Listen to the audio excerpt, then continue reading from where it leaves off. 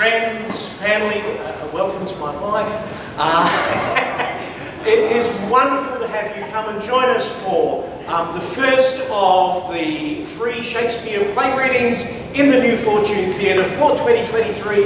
This is the third year that we are running. We've done 14 plays so far. This is the 15th. We have, depending on which plays you include and which ones you choose to exclude, we might have as many as 39 plays to get through. So we'll be here for another couple of years yet. But look, thank you very much for coming along tonight. We like to begin every evening and every performance by acknowledging the Whadjuk people of the Noongar Nation, who are the traditional custodians of this space, this land on which we live. And we also acknowledge that this part of Crawley Bay, as I understand it, and I've heard a few actual welcomes to country, not just acknowledgements of country, from people whose ancestors have been celebrating ceremonies in this land here, this particular land in Crawley Bay, for tens of thousands of years, that this is a very special meeting place for them. That they would come here, they would have ceremonies, they didn't have robberies as such as I understood them, but they would have ceremonies here. It was a place where the marriages took place. It was a place of great joy for the Whadjuk people, for the Noongar people of this area. So we acknowledge their elders, past, present and emerging, and we pay our respects to them as we do something from a much, much younger period. We've only had these plays for the last 400 or so years, so it's a much, much younger cultural tradition, but it is still very, very vibrant, as I hope you'll find tonight. Can I begin, please, by introducing then our director for the first of these readings this year for 2023, and that is Nicholas Cadmos. Will you give Nicholas a hand?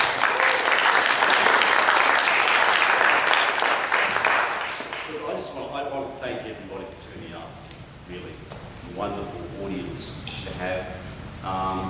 I hope that we can entertain you. I hope you're not forced to stay here to the end. If you feel like going, go. I hope that we entertain you. I'm not going to tell you much about the show. It'll speak for itself. These guys have been wonderful to work with. I've just been so lucky to have some really beautiful people to work with, which has made my job really easy. And I thank you very much. That's a lot of work with it. So, without further ado, I'll transport you to Venice. Thank you. Thank you.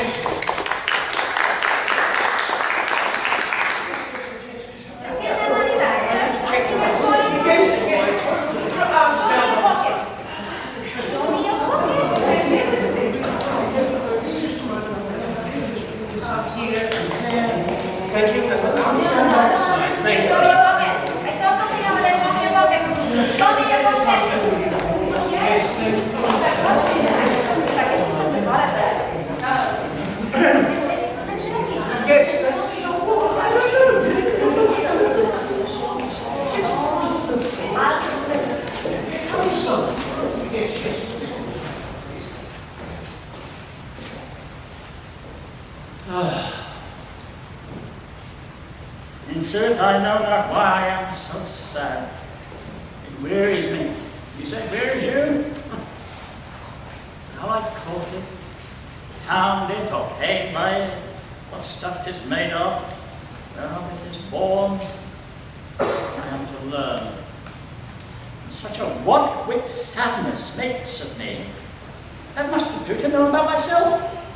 Your mind is tossing on the ocean, there where your argosies with portly sail, like signors and rich burghers on the flood, or as it were, the pageants of the sea, do overpeer the petty travellers that curtsy to them, do them reverence, as they fly by them with their woven wings.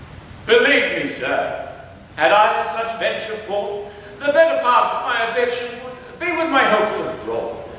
I should be still plucking the grass to know where sits the wind, piling in maps for ports and quays and groves. And every object that might make me fear misfortune to my ventures, out of doubt, make me sad. My wind, cooling my broth, would blow me to an ague when I thought what harm a wind too great might do at sea. I should not see the sandy hourglass run, but I should think of shallows and of flats, and see my wealthy Andrew docked in sand, veiling her high top lower than her ribs, to kiss her burial. Should I go to church and see the holy edifice of stone, and not be thinking me straight of dangerous rocks, which, touching but my gentle vessel's side, would scatter all her spices on the stream, enrobe the roaring waters with my silk, and in a word, but even now worth this, and now worth nothing. Shall I have the thought to think on this, and shall I lack the thought that such a thing perchance would make me sad? But tell not me, I know Antonio is sad to think upon his merchandise. Believe me, no. I thank my fortune for it. My ventures are not in one bottom trusted, nor in one place, nor is my whole estate upon the fortune of this present year. Therefore my merchandise makes me not sad. Why, then you are in love. Aye. Not in love neither. Let us say you are sad because you are not married. And 'twere as easy for you to laugh and live and say you are married because you are not sad. Now, my two-headed Janus, nature hath framed strange fellows in her time. Some that will evermore peep through their eyes and laugh like parrots at a bagpiper, and other of such vinegar aspect that they'll not show their teeth in way of smile, though nestless where the jest be laughing. Oh, here comes Bassanio, your most noble kinsman, Gratiano and Lorenzo. Very well, we leave you now for better company. I would have stayed till I'd made you merry, if worthier friends had not prevented me. Your worth is very dear to my regard. I take it your own business calls on you, and you embrace the occasion very well. Good morrow, my good lords. Good signors both. When shall we laugh? Say when. You grow exceedingly strange. Must be so. I will make our notice to attend on yours. My Lord Bassanio, since you have found Antonio, we too will leave you. But at dinner time, I pray you have in mind where we must meet. I will not fail you. You look not well, Signor Antonio. You have too much respect upon the world. Well, you lose it, but do buy it with much care. Believe me, you are marvelously changed. I hold the world, but as the world groweth, Senor, the stage where every man must play a part, and mine is that one. Let me play the fool. With mirth and laughter let all wrinkles come. And let my liver rather heat with wine than my heart cool with mortifying groans. Why should a man whose blood is warm within sit like his grandsire cut in alabaster, sleep when he wakes, and creep into the jaundice by being peevish? Oh, I tell thee what, Antonio, I love thee, and 'tis my love that speaks. There are a sort of men whose visages do cream and mantle like a standing pond, and do a wilful stillness entertain, with purpose to be dressed as in an opinion of let's say, wisdom, gravity, profound conceit, as if to say, I am Sir Oracle, and when I open my mouth, let no dog bark. Oh, my Antonio. I do know of these men. There are those only that are reputed wise for saying nothing, when I'm very sure if they should speak, would almost damn those ears which hearing them would call their brothers fools. I'll tell you more of this another time. But fish not with this melancholy bait, this fool judgment, this opinion. Come, good Lorenzo. I'll tell you more after dinner. Well, we must leave you then till dinner time. I must be one of those same dumb wise men, for Gratiano never lets me speak. Keep me company for about 2 years more, and I shall not know the sound of mine own tongue. Very well. I'll grow a talker for this gear. Fancy faith, my lord. The silence is only commendable. in a neat's tongue dried, and a maid not venable. Is there anything now? Graziano speaks an infinite deal of nothing, more than any man in all Venice. His reasons are as 2 grains of wheat hid in 2 bushels of chaff. You shall seek all day ere you find them, and when you have them, they are not worth the search.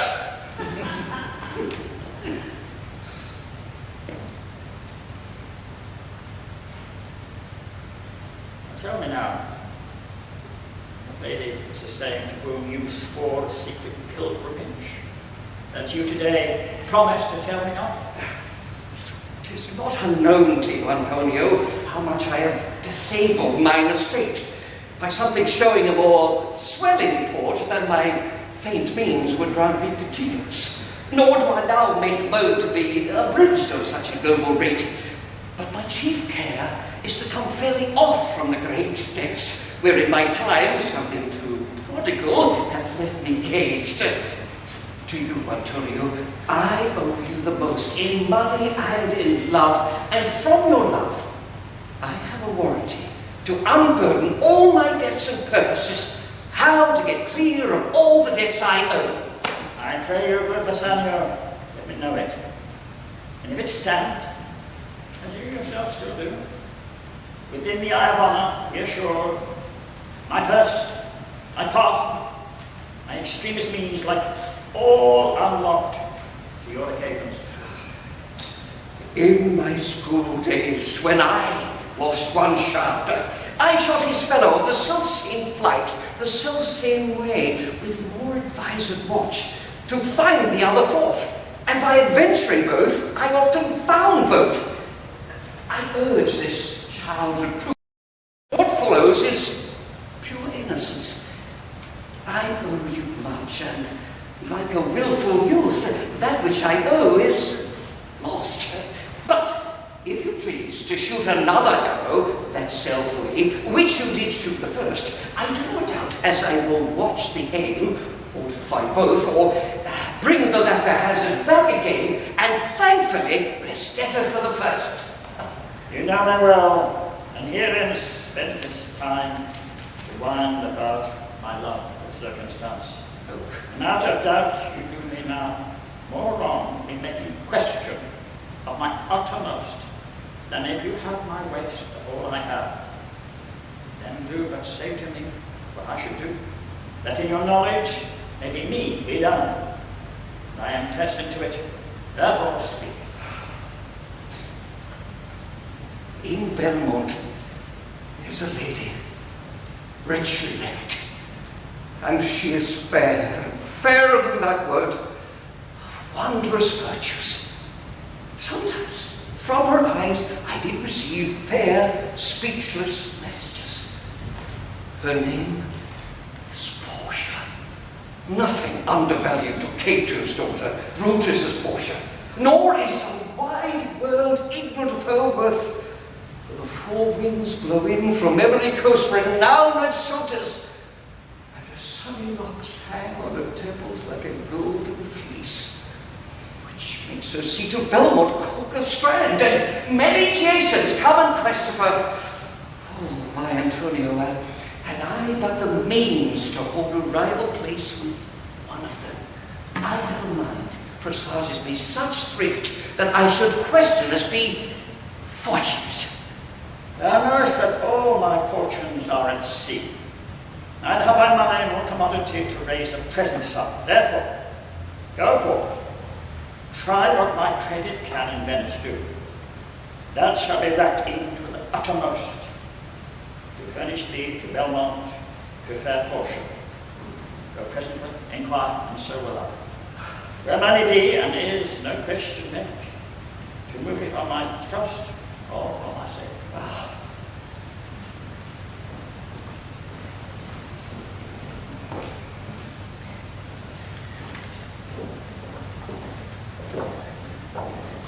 By my troth, Nerissa, I am weary of this great world.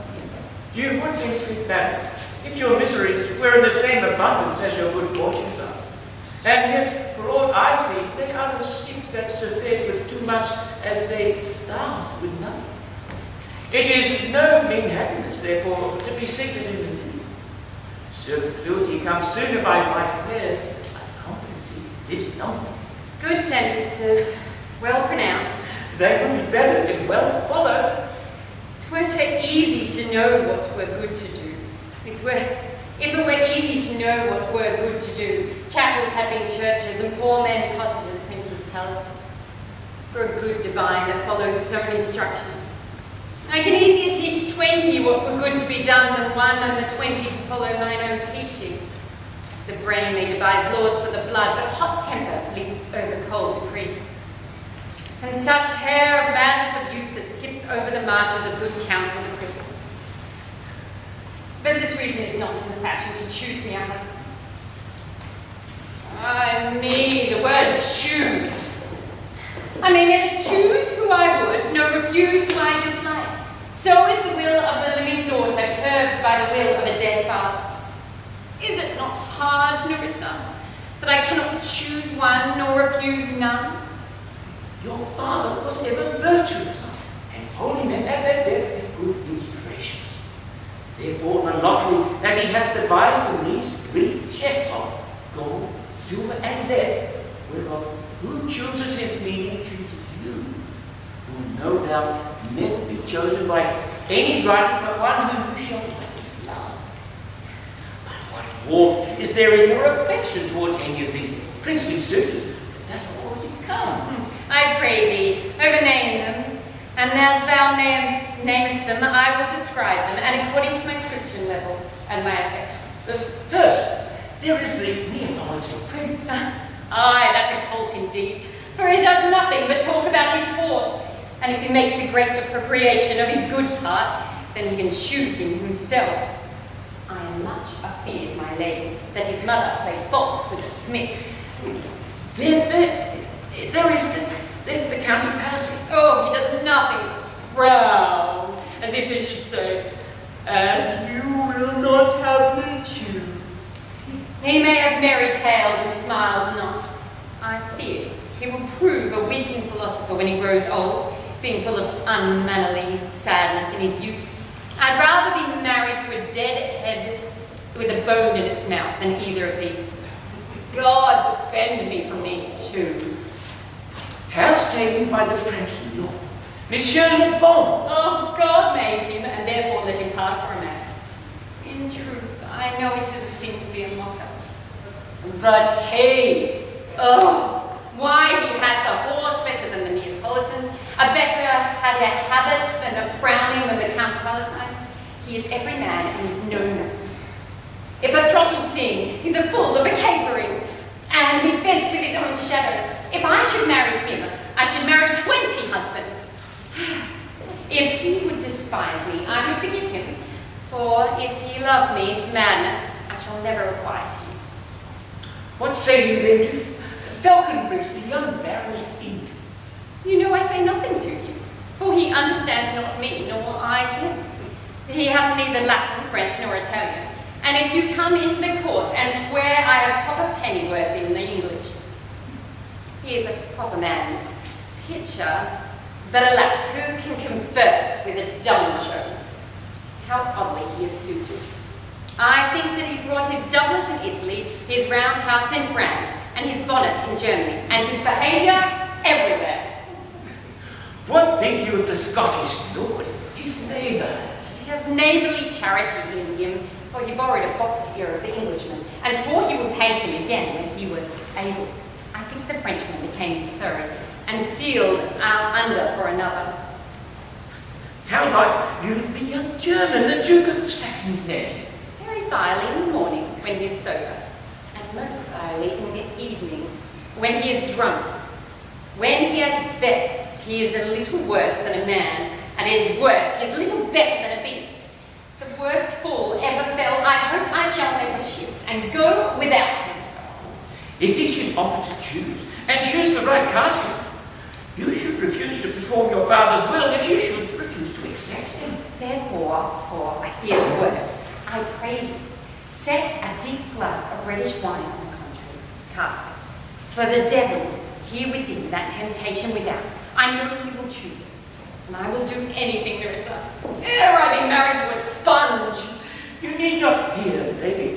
The having any of these lords, they have acquainted me with their determination, which is indeed to return to their home and to trouble you with no more suit, unless you may be won by some other sort than your father's imposition, depending on the caskets. If I live to be as old as Silver, I would die as chaste as Diana, unless I be obtained by the manner of my father's will.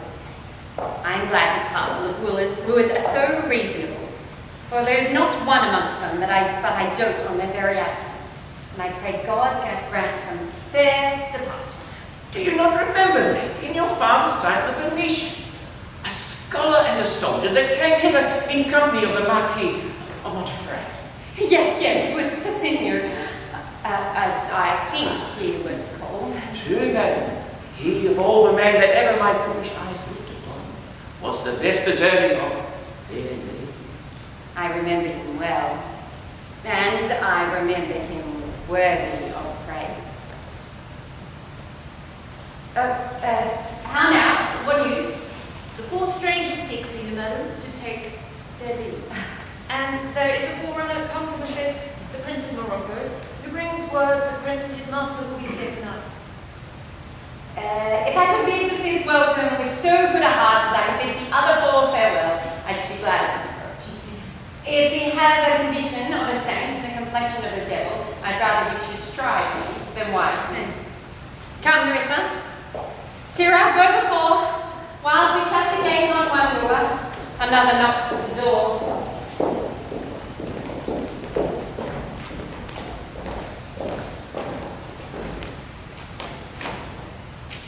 3,000 ducats. Aye, sir. For 3 months. For 3 months? Well, For the which, as I told you, Antonio shall be bound. I told you all about. Well, May you set me in, will you pleasantly, shall I know your answer? 3,000 ducats. For 3 months, Antonio bound. Your answer to that? Antonio is a good man. Have you heard any imputation to the contrary? No. My meaning is saying he is a good man. Is have you understand that he is sufficient, but needs a supposition. He is about to sleep about the Tripoli.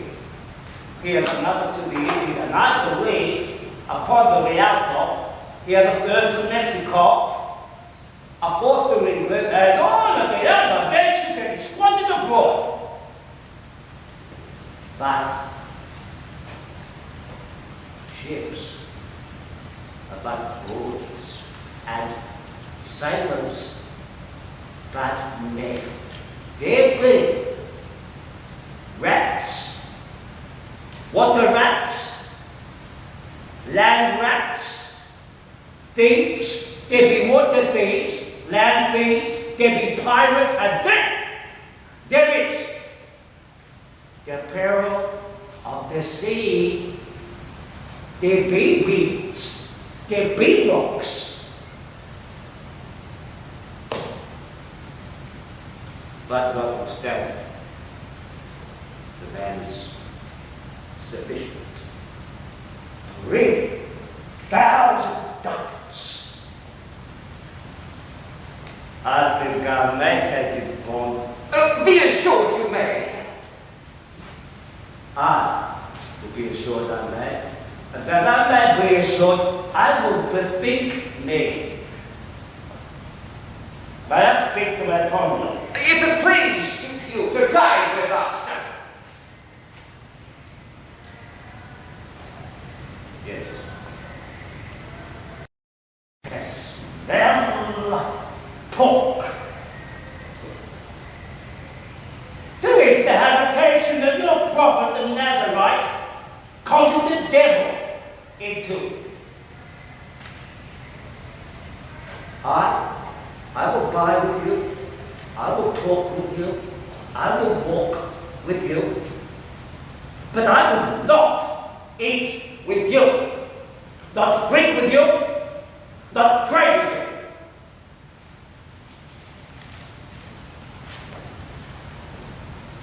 What? You don't know yet, Bob? Hey, who comes here? This is Senor Antonio. Elijah. Born Republican, he looks.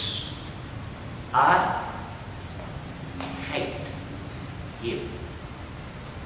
He lives out in a very low simplicity. Money gratis. He brings down the rate of usage for us here in Venice. If I can catch him on the hip, I will feed that fat ancient grudge that I bear him. He hates our sacred nation. Even when merchants who congregate on me, my bargains, my well-won thrift, what he called interest, cursed be my pride if I forgive him. Shylock, do you hear?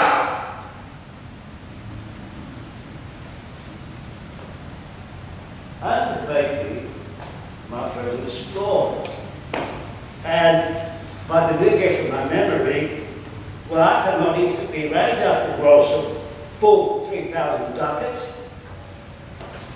What of that? Chilbo, our wealthy Hebrew of my tribe, will furnish me. What's up? How many months you desire?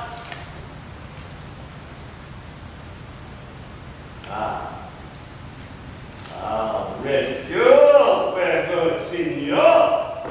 Your worship was the last man in our mouths. Shut up. Oh, yet I neither lend nor borrow, by taking nor but by giving of excess. Yet to supply the right wants of my friend, our brave custom, he got possessed. How much you could? 3,000 ducats. And for 3 months? I have forgot. For 3 months. Hey, you told me so. Well, then what now? Let me see. I can hear you. We thought you said that you neither lend nor borrow upon advantage. I do not understand.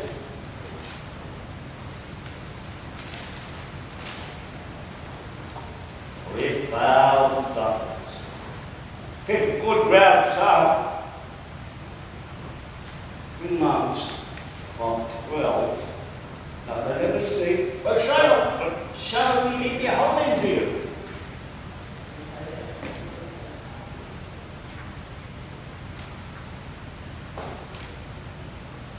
Senor Antonio.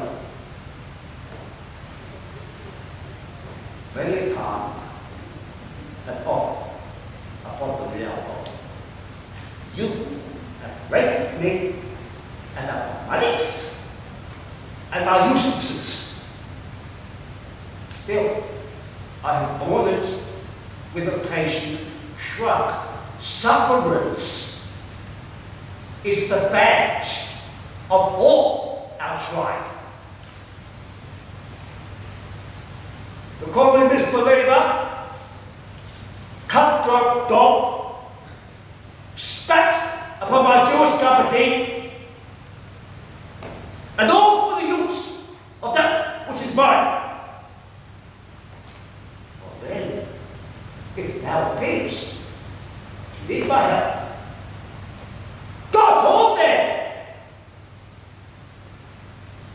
What should I say to them? You, that void your bed upon my plea. You, that spurn me like you would have curd over your threshold. Money is your sword,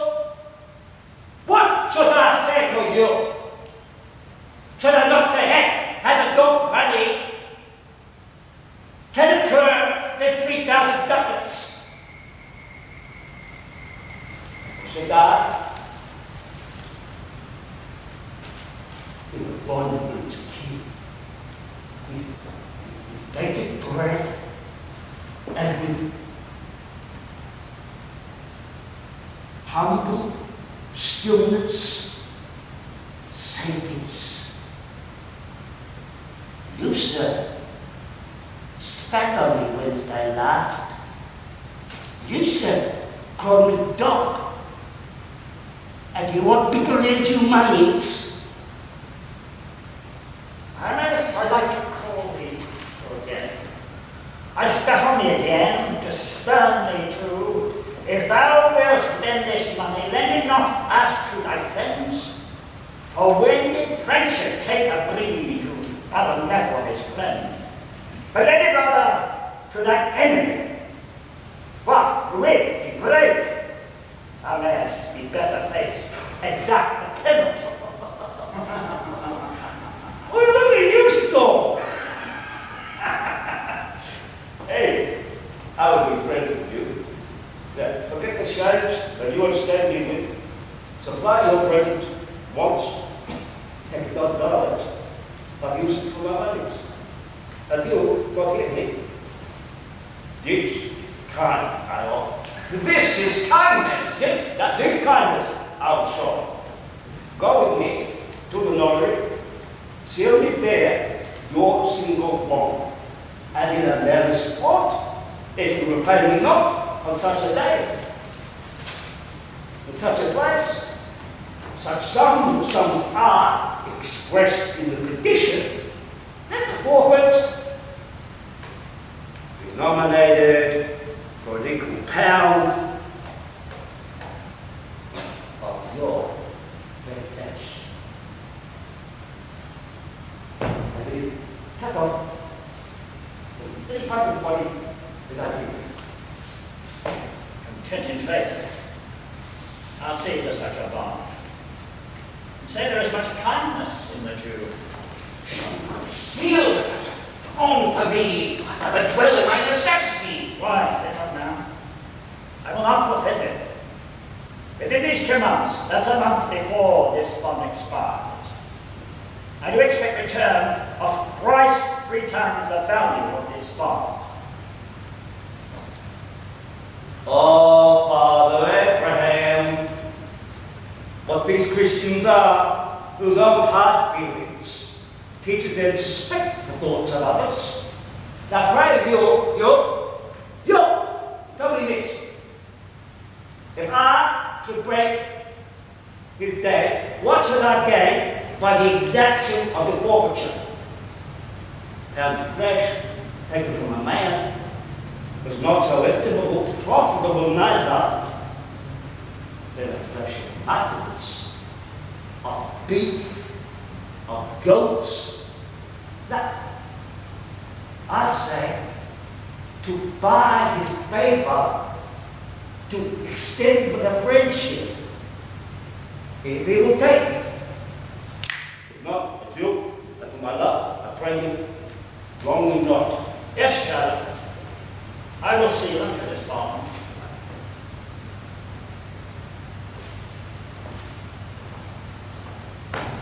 And leave it all with as a doctor, and give the direction for this very bond. I will go first to cut it straight. You sit in my house, just left in the vehicle guard and I'm strictly nay. And I will be with you. Heidi, gentle Jew.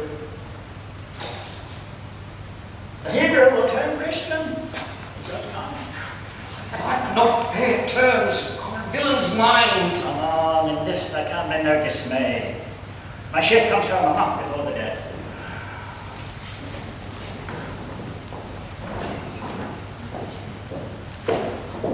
Mislike me not for my complexion, the shadowed livery of the burnished sun, to whom I am a neighbour and near bred. Bring me the fairest creature northward bound, where Phoebus fires scarce thy doors the icicles, and thus make incision for your love. To prove whose blood is reddest, his or mine, I tell thee, lady, this aspect of mine hath feared the valiant. By my love I swear, the best regarded virgins of our clime have loved it too. I would not change this hue, except to still your thoughts, my gentle queen. In terms of choice, I am not solely led by the nice direction of a maiden's eyes. Besides, the lottery of my destiny bars me the right of voluntarily choosing. But if my father had not scanned me and hedged me by the wit to yield myself his wife, who wins by the means that I have told you, yourself, renowned me, then stood as fair as any commoner I have looked on yet for my affection. That I thank you. Therefore I pray you lead me to the caskets to try my fortune. By this scimitar that slew the Sophie and the Persian prince, that won 3 fields of Sultan Solomon, I would have stared the sternest eyes that look, outbraved the heart most daring on the earth, plucked the young suckling cubs from the she-bear, yet mocked the lion who roars, mocked the lion, to win thee, lady, but alas the while. If Hercules and Lycus play the dice, which is the better man, the greater throw, may turn my fortune from the weaker hand. So is our sides beaten by this page, and so my eye, blind fortune leading me, miss that which one unworthy may attain, and die with grief. You may take your chance, and either not attempt to choose at all, or swear before you choose. If you choose wrong, never to speak to a lady afterwards in way of marriage. Therefore be advised. No or not, come, bring me unto my chance. First, forward to the temple. After dinner, your hazard shall be made. Good fortune then. Make it less than first time. Certainly, my conscience will serve me to run from this Jew, my master. The fiend is at mine elbow and tempts me, saying to me, Gobbo, Lancelot, Gobbo, good Lancelot, or good Gobbo, or good Lancelot, Gobbo, use your legs, take the start, run away. And my conscience says, no, take heed, honest Lancelot, take heed, honest Gobbo. Honest Lancelot, Gobbo, do not run, scorning, running with thy heels. Well, the most courageous fiend bids me back. No, fear, says the fiend. Away, says the fiend. For the heavens, rouse up a brave mind, says the fiend, and run. Well, my conscience, hanging about the neck of my heart, says very wisely to me, my honest friend Lancelot, being an honest man's son, or rather, an honest woman's son, for indeed my father did something something grow to, he had a kind of taste. Well, my conscience says, Lancelot, boast not! Boast, says the fiend, boast not, says my conscience. Oh, fiend, say I, you counsel well. Conscience, I say, you counsel well. To be ruled by my conscience, I should stay with the Jew, my master, who, God bless the mark, is a kind of devil. And to run away from the Jew, I should be ruled by the fiend, who, say with your reverence, is the devil himself. Certainly, the Jew is the very devil incarnate, and in my conscience is but a kind of a hard conscience to offer to counsel me to stay with the Jew.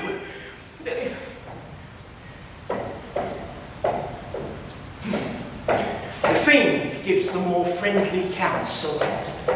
I will run. Fiend, my heels are at your commandment. I will run!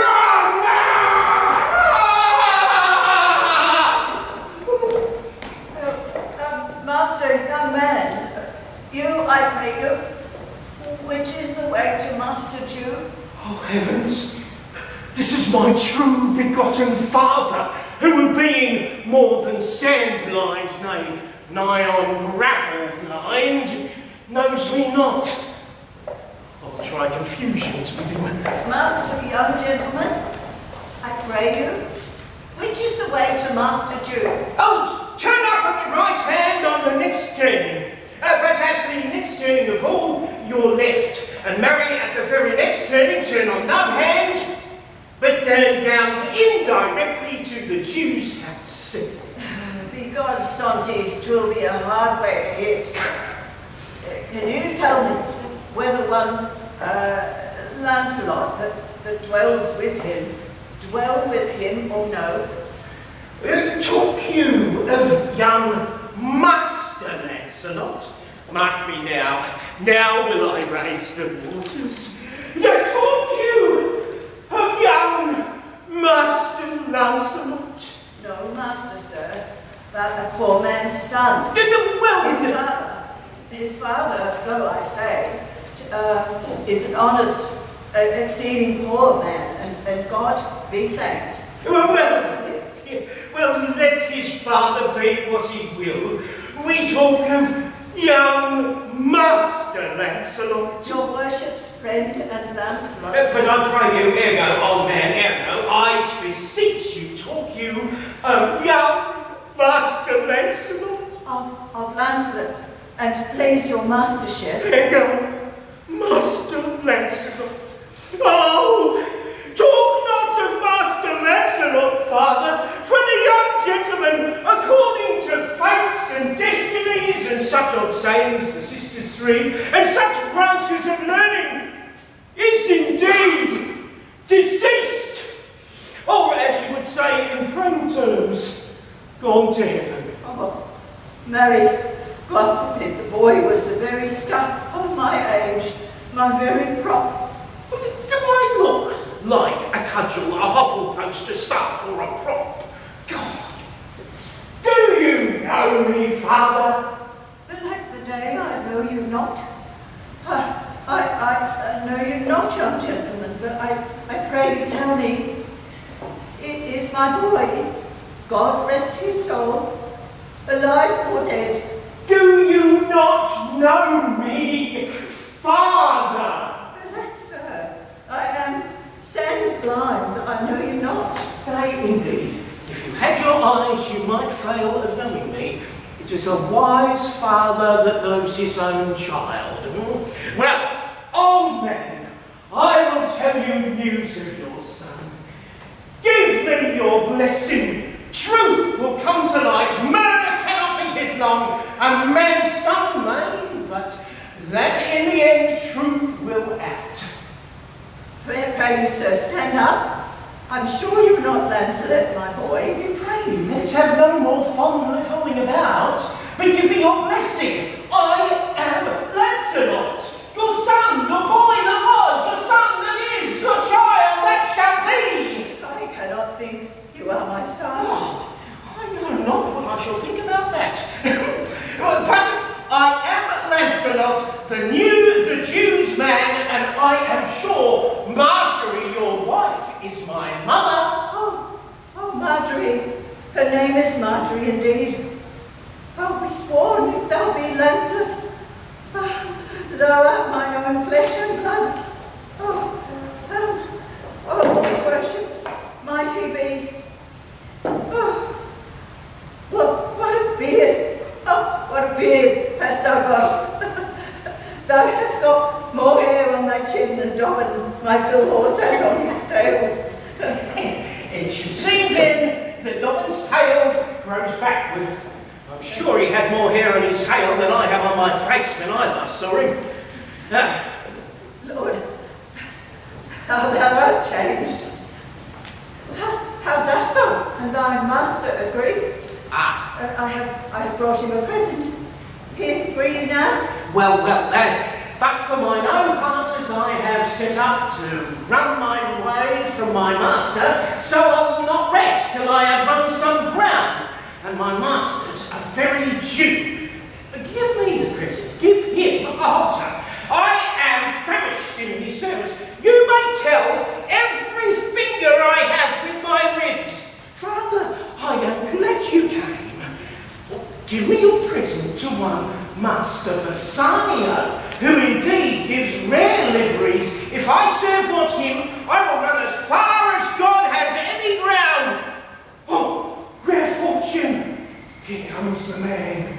To him, Father, for I am a Jew. If if I serve the Jew any longer. You may do so, but let it be so hasted that supper be ready at the farthest by 5 o'clock.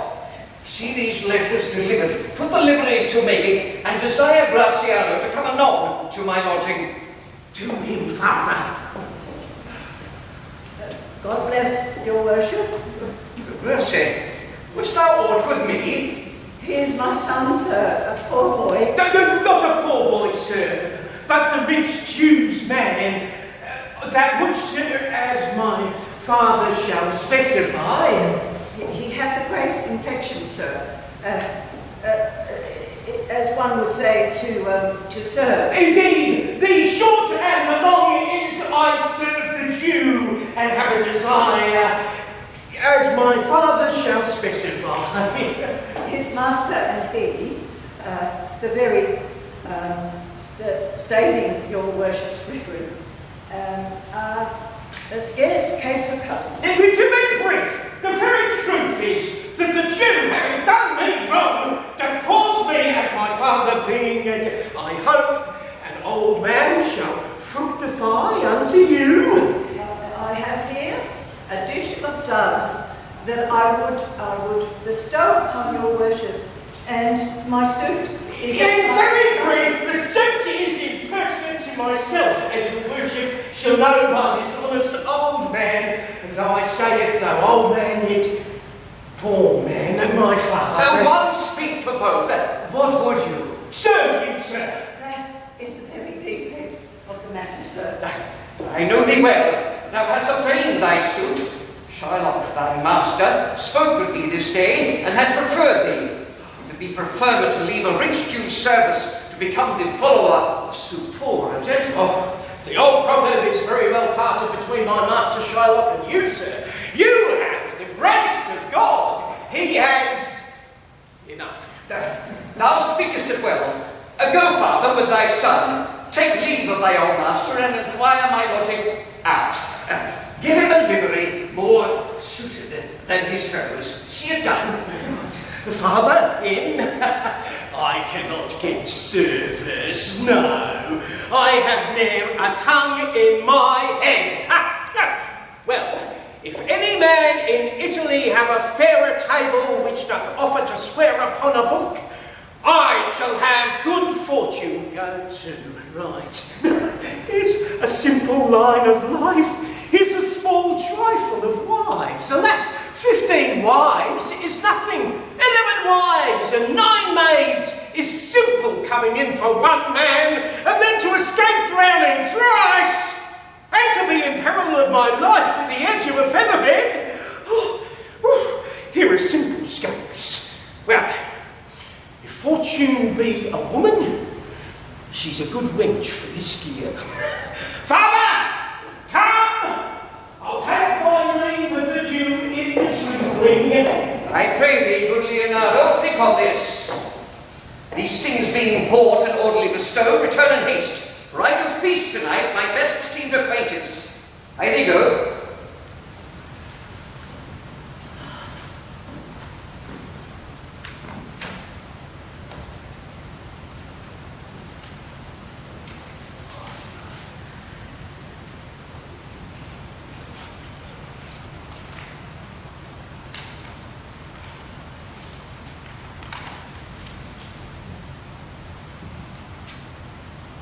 My best endeavours shall be done herein.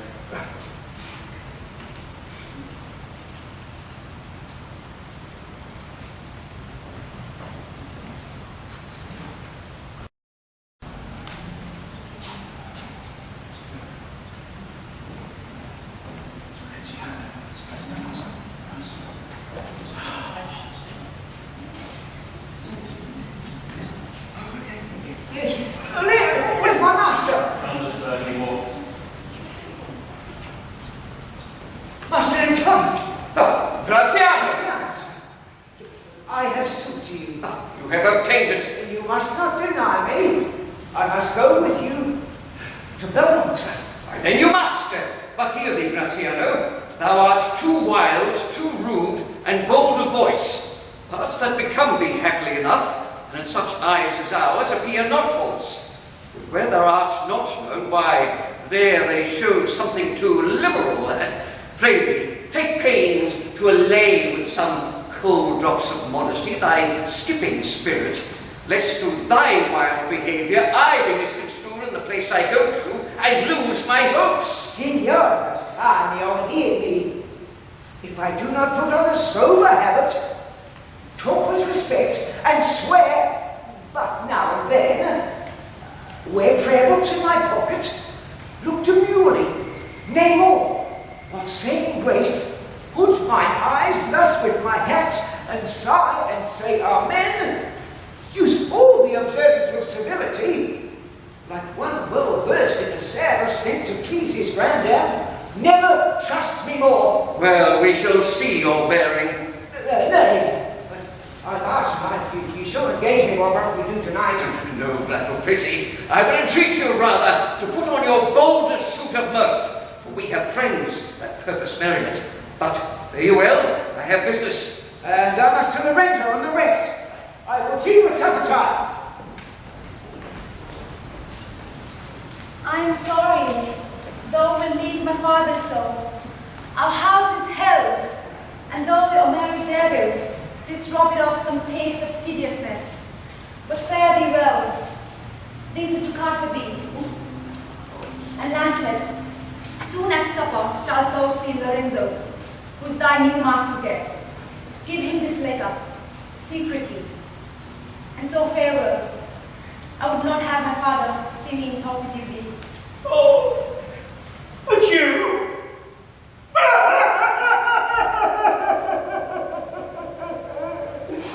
Oh, tears, tears! Exhibit my tongue, most beautiful pagan, most sweet Jew. If a Christian do not play the knave and get thee, I am much deceived. But a Jew? These foolish plots do something drown my manly spirit. A Jew!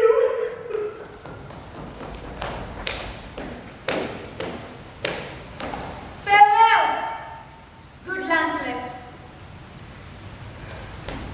Alas, what heinous sin is it in me to be ashamed to be my father's child? Though I'm a daughter to his blood, I'm not to his manners. Oh, Lorenzo, if thou keep promise, I shall end this strife, become a Christian and thy loving wife.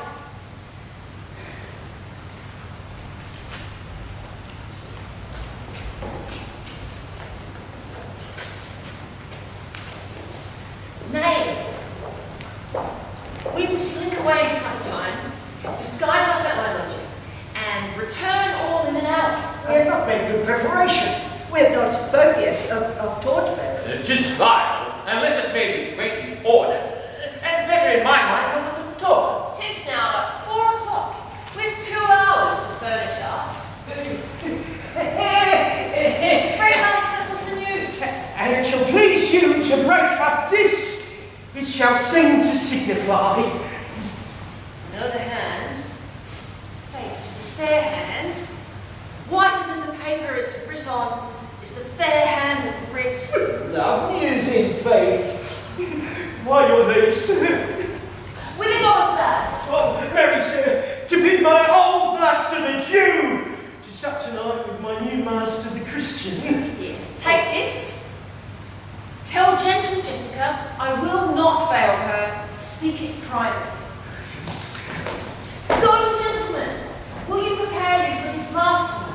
I am provided of a torchbearer. Aye, Mary, it'll be done straight. And so will I. Meet me Graziano at Graziano's lodging some hour hence. Aye, 'tis good we do so. It's not that letter from the fair Jessica. I must needs tell thee all. She hath directed how I shall take her from her father's house, what gold and jewels she is furnished with, what page's suits she hath in readiness. If e'er the Jew her father come to heaven, it will be for his gentle daughter's sake.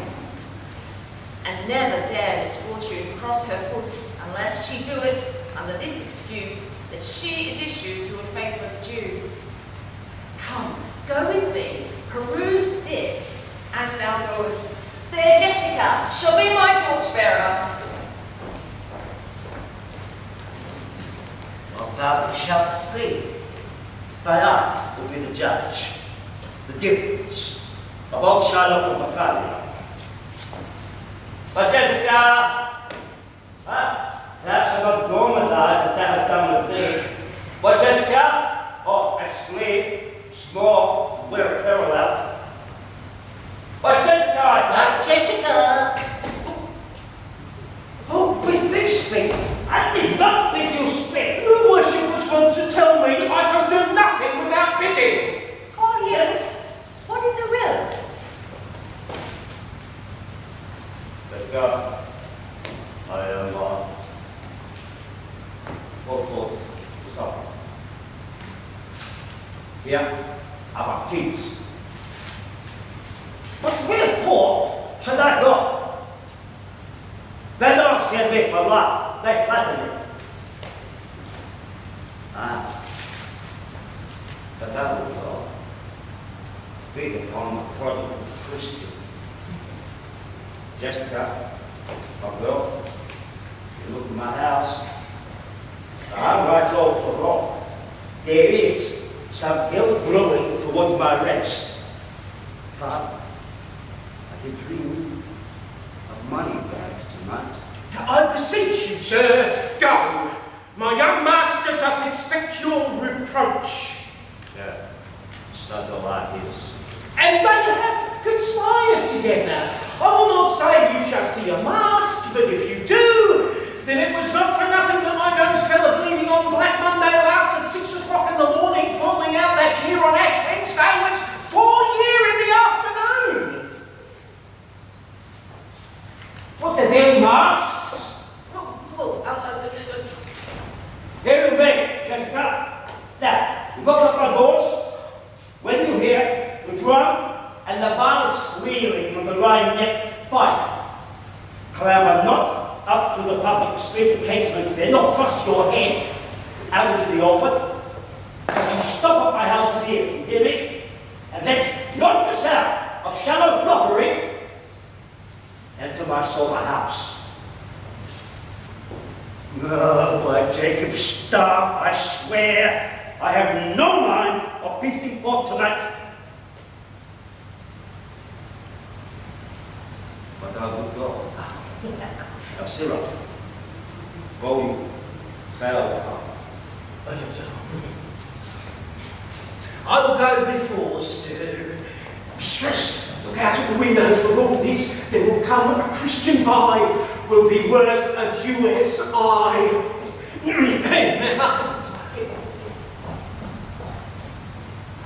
What says that haggard fool of the love?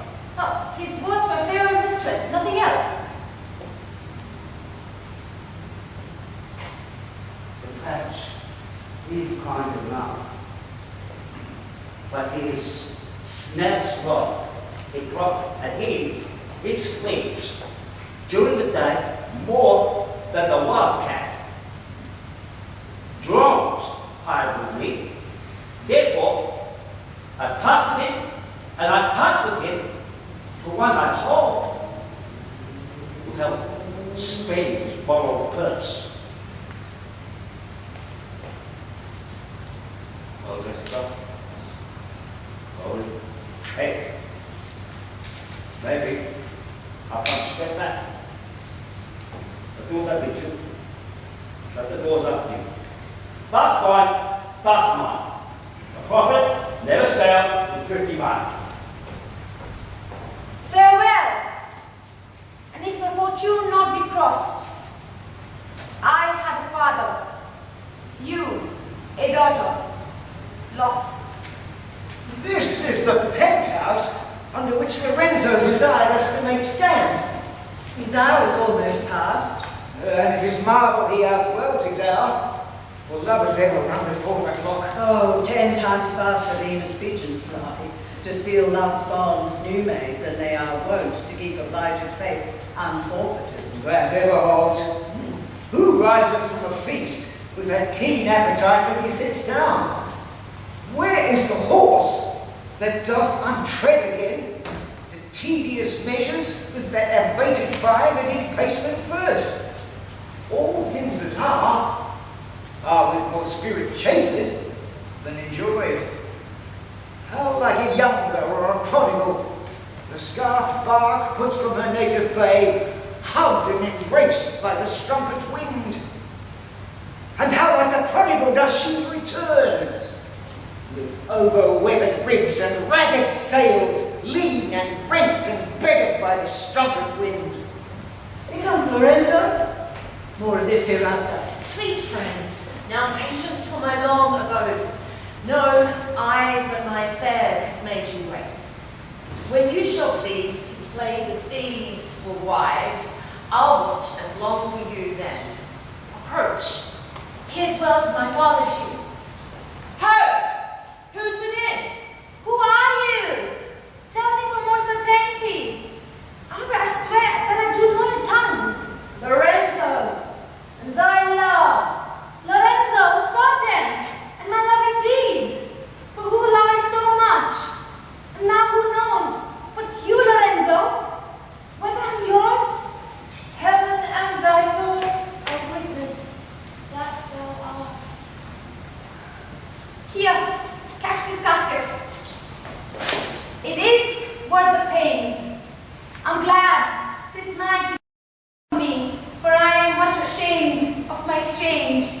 But love is blind, and lovers cannot see the pretty follies that themselves commit. For if they could, Cupid themselves would blush to see me thus transformed to a boy.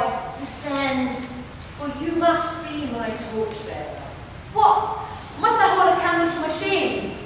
They themselves would soothe, are too light. Why, it is an office of discovery.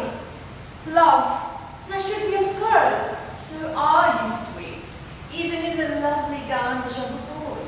Rise, come at once, for the close night doth claim to run away.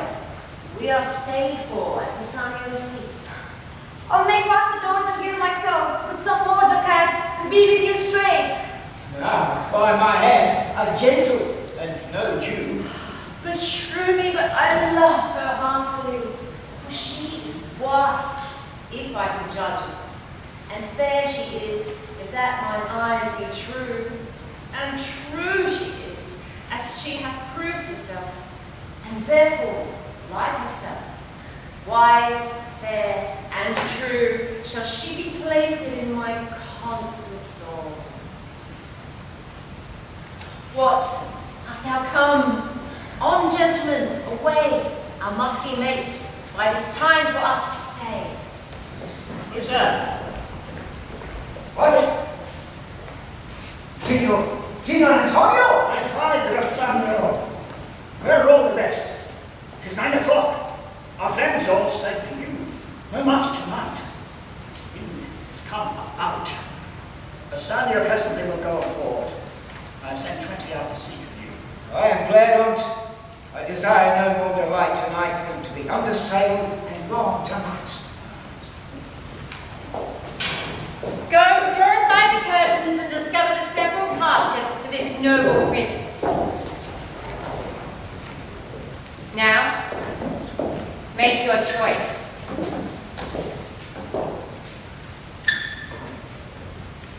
This first, of gold, whose this inscription bears. Who chooseth me shall gain what many men desire. The second, silver, which this promise carries. Who chooseth me shall get as much as he deserves. This third, dull lead, with morning all as blunt. Who chooseth me must give and hazard all he had. How shall I know if I do choose the right? The one that contains my future. If you choose that, then I am yours, behold. Some God direct my judgment, Let me see. I'll survey the inscriptions back again. What says the leaden casket? Whoever chooses me must give and hazard all he had. Must give for what? For lead? Hazard for lead? This casket threatens. Men that hazard all do it in hope of fair advantages. A golden mine suits not to show of dross. I'll then nor give nor hazard all for lead. What says the silver with her virgin hue? Who chooseth me shall get as much as he deserves. As much as he deserves. Morocco, away, thy value with an even hand.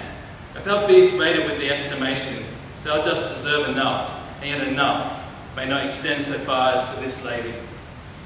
And yet be afeard of my deserving, were but a weak disabling of myself, as much as I deserve, why, that's the lady. I do in birth deserve her, and in fortunes, in graces and in qualities of breeding. But more than these in love I do deserve. What if I strayed no farther but chose her? Let's say once more this saying engraved in gold. Who chooses me shall gain what men desire. Why, that's the lady. All the world desires her. For the corners of the earth they come to kiss this shrine, this mortal, breathing saint, the hierarchian deserts and the vasty wilds of wide Arabia, as are through fairs now, for princes to come fair Portia. The water king, his ambitious head, spets in the face of heaven, and is no bar to stop the foreign spirits, for they come as o'er brook and see fair Portia. One of these three contains her heavenly picture. It's like that lead contains to her damnation. To think so base a thought it were too gross, to rip her surcloth in the obscure grave.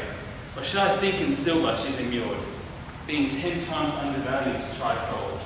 Oh, simple thought, never so rich a gem. What set is worse than gold? They have in England a coin that bears the picture of an angel, stamped in gold, and that's insculpted upon. But here an angel in a golden bed lies all within. Deliver me a pig. Here do I choose and throw as I may. There, take it. And if my form lie there, then I am yours.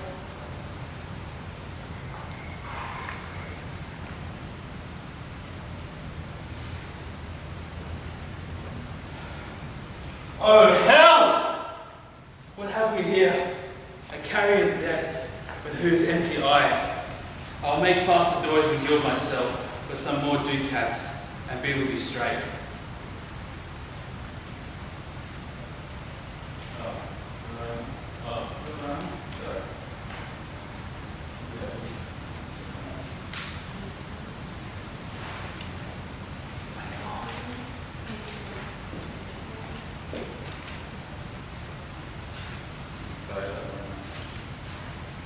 Gentlemen, go, draw the curtains, go.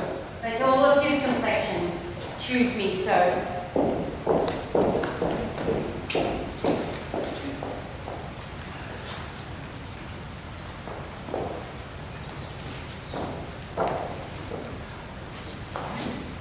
Why then, I saw Bassanio under sail. With him is Gratiano going along, and in their ship, I'm sure, Lorenzo is not. The villain Jew, without crying, raised the Jew, who went with him to search Bassanio's ship. He came too late. The ship was under sail, but there the Duke was given to understand that in a gondola were seen together Lorenzo and his amorous Jessica. Besides, Antonio certified the Duke they were not with Bassanio in his ship. I never heard a passion so confused, so strange, outrageous, and so variable as the dog Jew did utter in the streets. My daughter, oh my duckles, oh my daughter, fled with a Christian.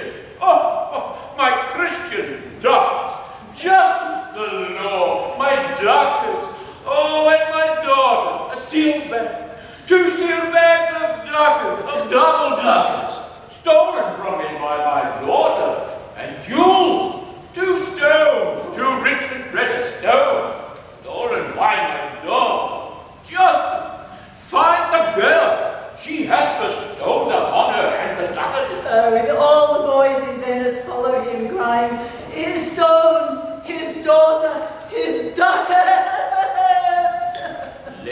good Antonio look he keep his land, or he shall pay for this. Mary well remembered.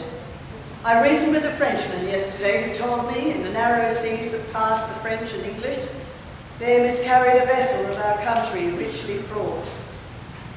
I thought upon Antonio when he told me and wished in silence that it were not his. You were best to tell Antonio what you hear. Yet do not suddenly, for it may grieve him. A kinder gentleman treads not the earth. I saw Bassanio and Antonio part. Bassanio told him he would make some speed of his return, and he answered, "Do not so for my sake. Slubber not business for my sake, Bassanio, but stay the very ripening of the time. And for the Jew's bond which ye have of me, let it not enter in your mind of love.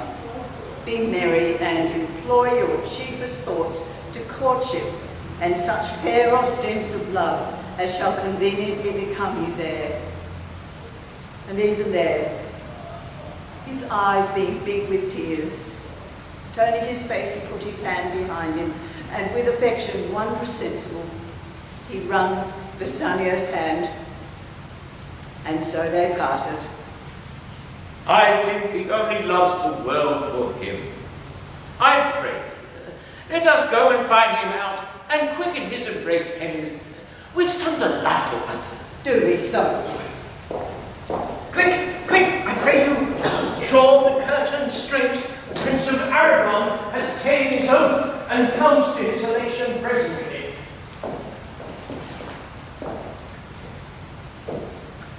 Behold, there stand the caskets, noble prince. If you choose that wherein I am contained, straight shall our natural rights be sold.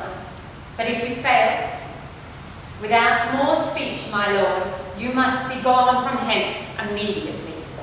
I am enjoined by oath to observe 3 things. First, never to divulge to anyone which casket was I chose. Next, if I fail of the right casket, never in my life to woo a maid in way of marriage. Lastly, if I do fail in fortune of my choice, immediately to leave you and be gone. To these injunctions everyone doth swear that comes to hazard my worthless sir. And so have I addressed him. Fortune now to my heart gold, silver, and placed lead. Who chooseth me must give and hazard all he hath. You shall look fairer ere I give or hazard. What says the golden jet? Let me see. Who chooses me shall gain what many men desire. What many men desire?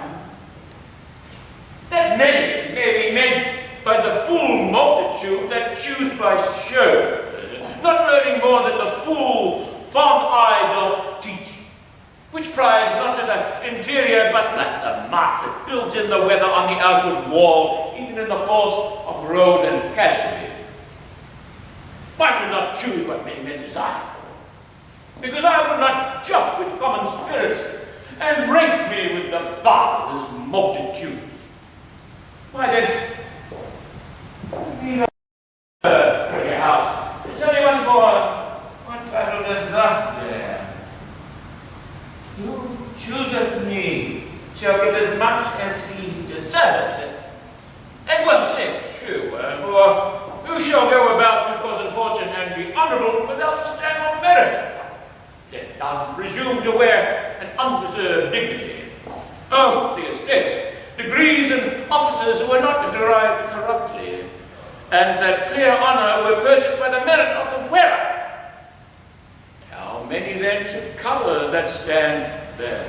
How many be commanded that command? How much low peasantry would then be gleaned from the true seed of honour, and how much honour picked from the chaff and ruin of the time to be devised? Well, But to my choice. Who chooses me shall get as much as he deserves.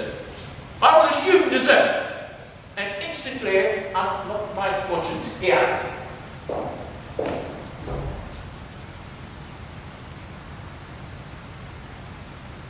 Too long a pause for that which you find here. What's here? The portrait of a blinking idiot? Presenting me a schedule, I will read it. How much unlike art thou to portion? How much unlike my hopes and my deserving? Who chooseth me shall have as much as he deserves. Did I deserve no more than a fool's head? Is that my price? Are my deserts no better? To offend and judge are distinct officers and opposing natures. What is here? 7 times tried this. 7 times tried that judgment is that never choose amiss. Some there be that shadows kiss. Such have but a shadow of bliss. There be fools alive, be wis, silvered over, and so was this. Take what wife you will to bed, and will ever be your head. So be gone, you are sped. Still, fool I shall appear by the time I leave you here. With one fool's head I came to woo, but I go away with 2. Sweet adieu, I'll keep my oath patiently to bear my wrath. Thus the candle singed them all. Oh, these deliberate fools.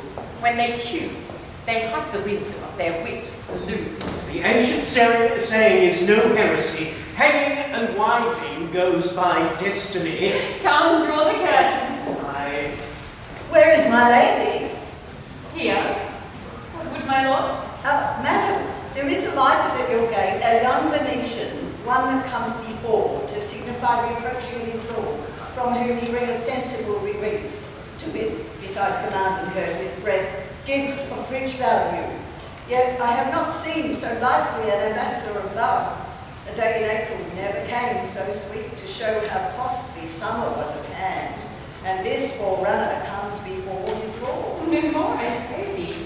From half a fear thou wilt say anon that he is some kin to thee, that spendeth such high day wit in praising him. Come, come, for I long to see a quick Cupid post that comes so mannerly. Bassanio, Lord Love, if I will it be.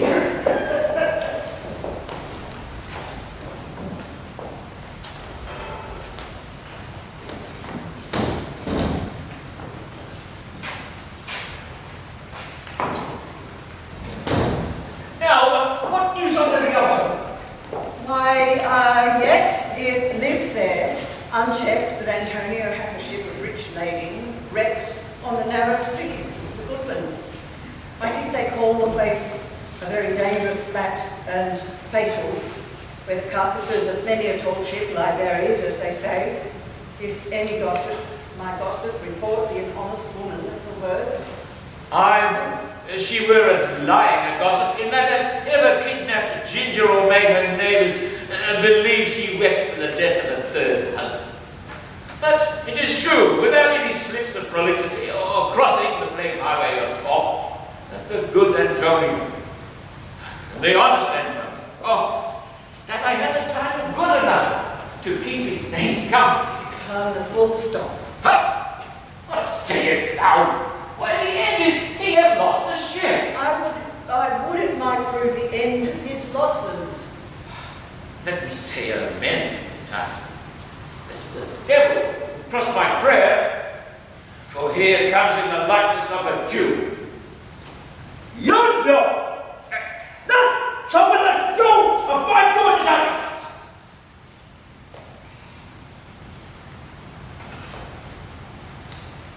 That's certain. I, for my part, knew the tailor that made the wings she flew withal. And Shiloh, for his own part, knew the bird was led. And then it is the complexion of them all to leave the damn. She is dead for it.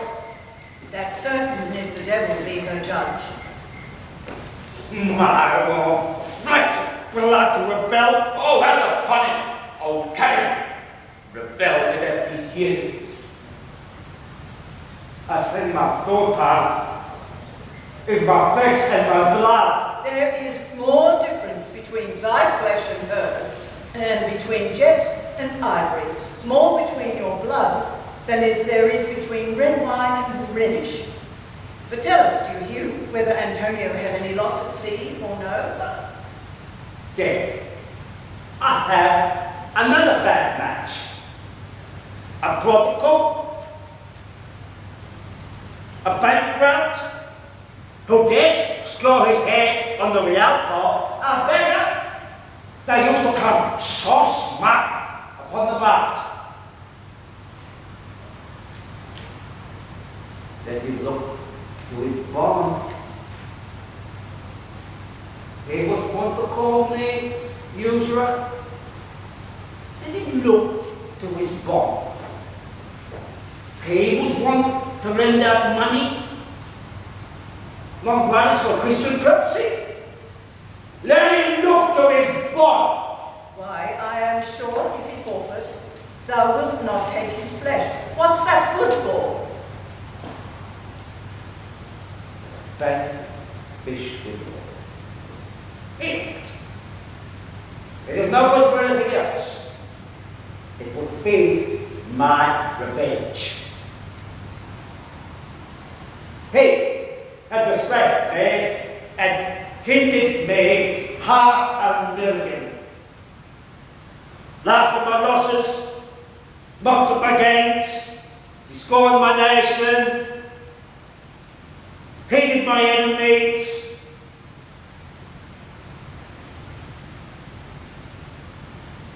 So what was his reason? I am a Jew. Well, I'm not a Jew, but an artist. I'm not a Jew. Hands, heads, dimensions, senses, affections, passions. Fed with the same food, hurt with the same weapons, subject to the same diseases, healed by the same means, warmed and cooled by the same winter and summer as Christians are. If you bring us, do not believe. And if you did go us, you will not lie. But if you poison us, you will not die. Death. If we resemble you, in all of that, then we will resemble you without revenge. If a Jew wrong a Christian, what is his humility? Revenge. And if a Christian wrong a Jew, what should his sufferance be by Christian example? What? Revenge. Divinity, you teach me, I will execute, but I will bitter it. Gentlemen, my master Antonio is wishing to see. He is at home waiting for you. We've been up and down to see him. Here comes another of the tribe. A third cannot be matched unless the devil himself can do it.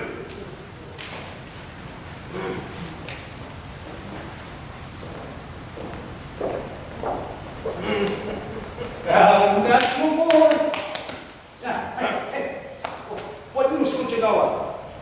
Have you found my daughter? I often came where I did hear of her, but I cannot find her.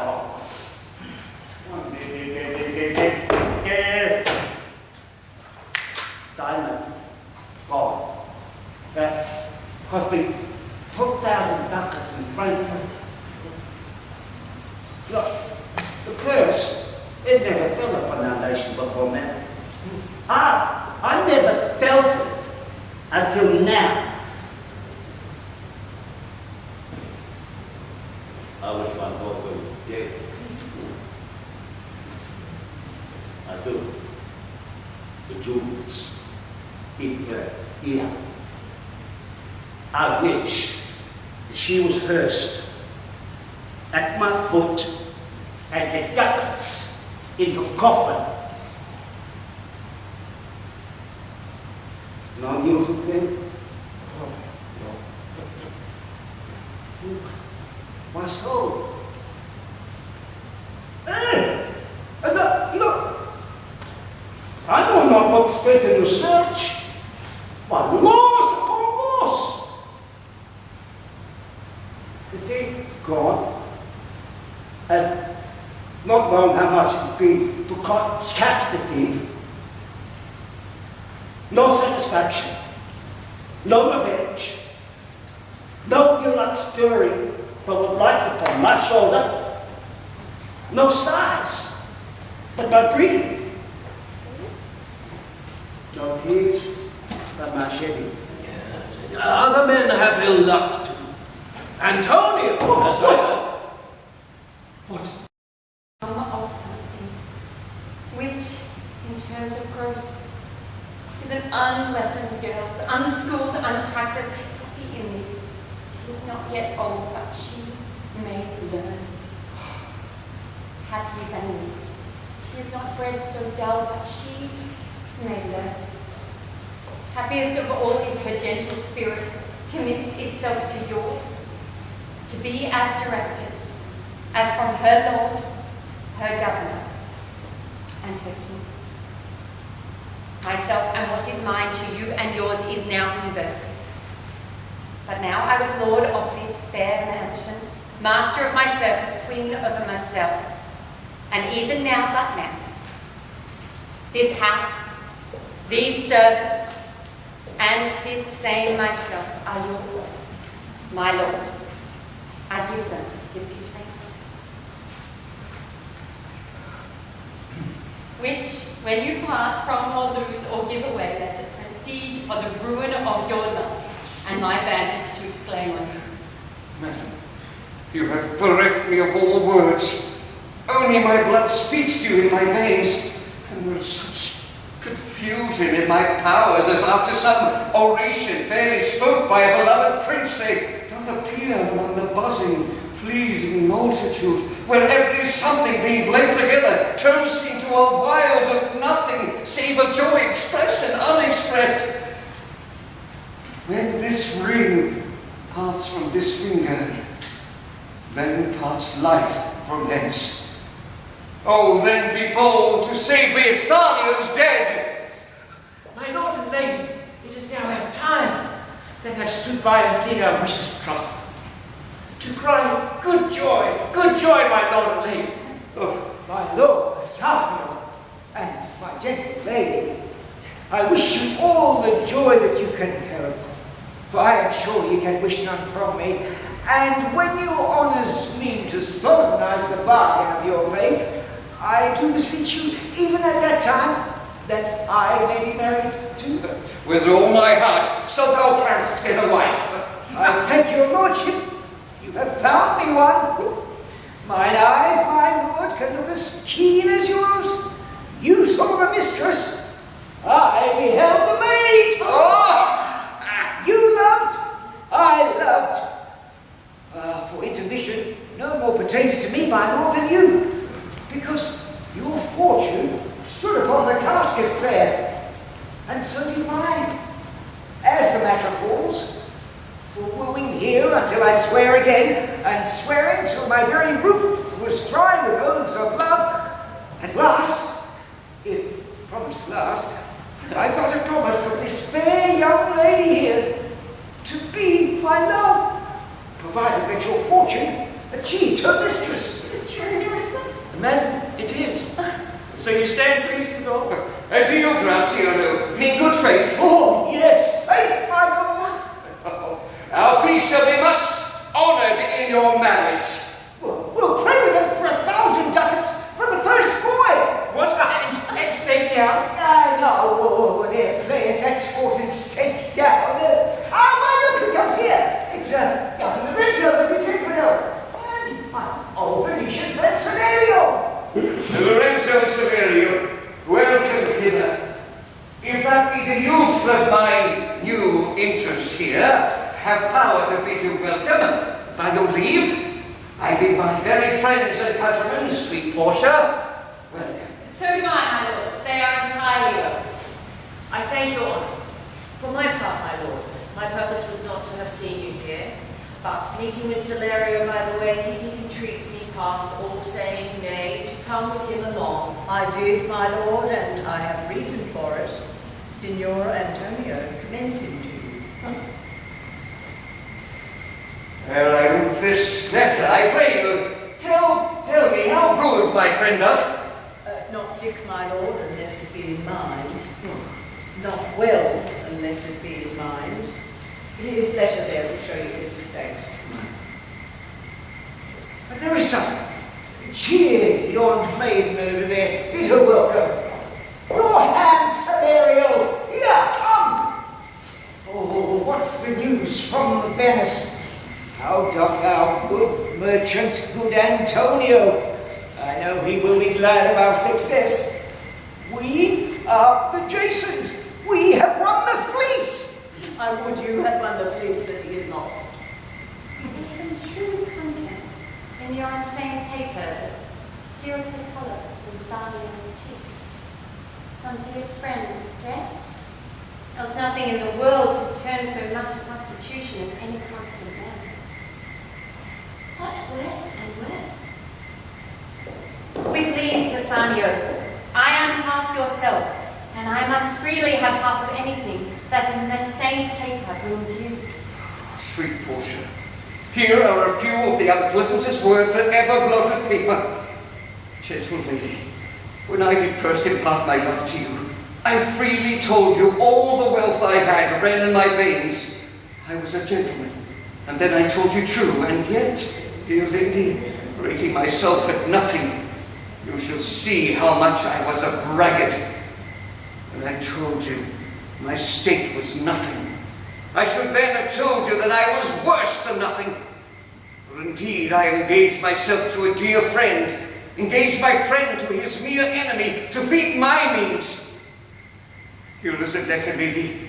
The paper is the body of my friend, and every word in it a gaping wound issuing lifeblood. But is it true, Saverio? Hath all the baseness failed? What's not one hit from Tripoli to Mexico and England, from Lisbon, Barbary and India? Not one vessel escaped the dreadful touch of merchant marine rocks? Not one, my lord. Besides, it should appear that if he had the present money to discharge the Jew, he would not take it. Never did I know a creature that did bear the shape of a man, so keen and greedy to confound a man. He plies the Duke at morning and at night, and doth impeach the freedom of the state if they deny him justice. 20 merchants, the Duke himself, and the magnificos of greatest court have all persuaded with him, but none can drive him from the envious plea of forfeiture, of justice, and his bond. When I was with him, I heard him swear to Tubal and the Jews and his countrymen that he would rather have Antonio's flesh than 20 times the value of the sum that he did owe him. And I know, my lord, if law, authority, and power deny not, it will go harder for Antonio. Is it your dear friend that is in trouble? The dearest friend to me, the kindest man, the best conditioned and unwearied spirit in doing courtesies, and one in whom the ancient Rome honour more appears than any draws breath in Italy. What sum does he owe the Jew? For me, 3,000 ducats. What's no more? Pay him 6,000 and deface the bond. Double 6,000 and treble that, before a friend of his description shall lose a hair to Bassanio's fault. First, go with me to church, and call me wife. Then away to Venice to your friend. For never shall you lie by Portia's side with unquiet soul. You shall have gold to pay a petty debt 20 times over. When it is paid, bring your true friend along. My maid Nerissa and myself, who in time will live as maids and widows. Come, away, for you shall hence be upon your wedding day. Bid your friends welcome, show merry cheer. Since you are dear Lord, I will love you. But let me hear the letter to your friend. Sweet Bassanio, my friends have all miscarried. My creditors grow cruel. My estate is very low. My bond to the Jew is forfeit. And since in paying it, it is impossible I should live, all debts are clear between you and I, if I might but see you at my death. Notwithstanding, use your pleasure. If your love do not persuade you to come, let not my letter. Oh, love, dispatch all business and be gone. Since I have your good leave to go away, I will make haste. But till I come again, no bed shall e'er be guilty of my stay, nor rest be interposer twixt us twain. Everyone, 10 minutes. 10-minute interval, so first stretch your legs.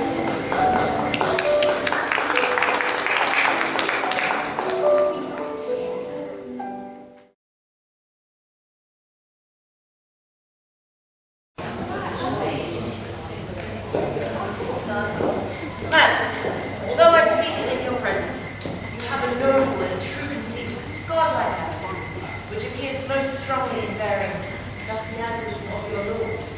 But if you knew to whom you show yourself, how true a gentleman you send the lead, how dear a lover of my lord. Sorry. What? Just jailer.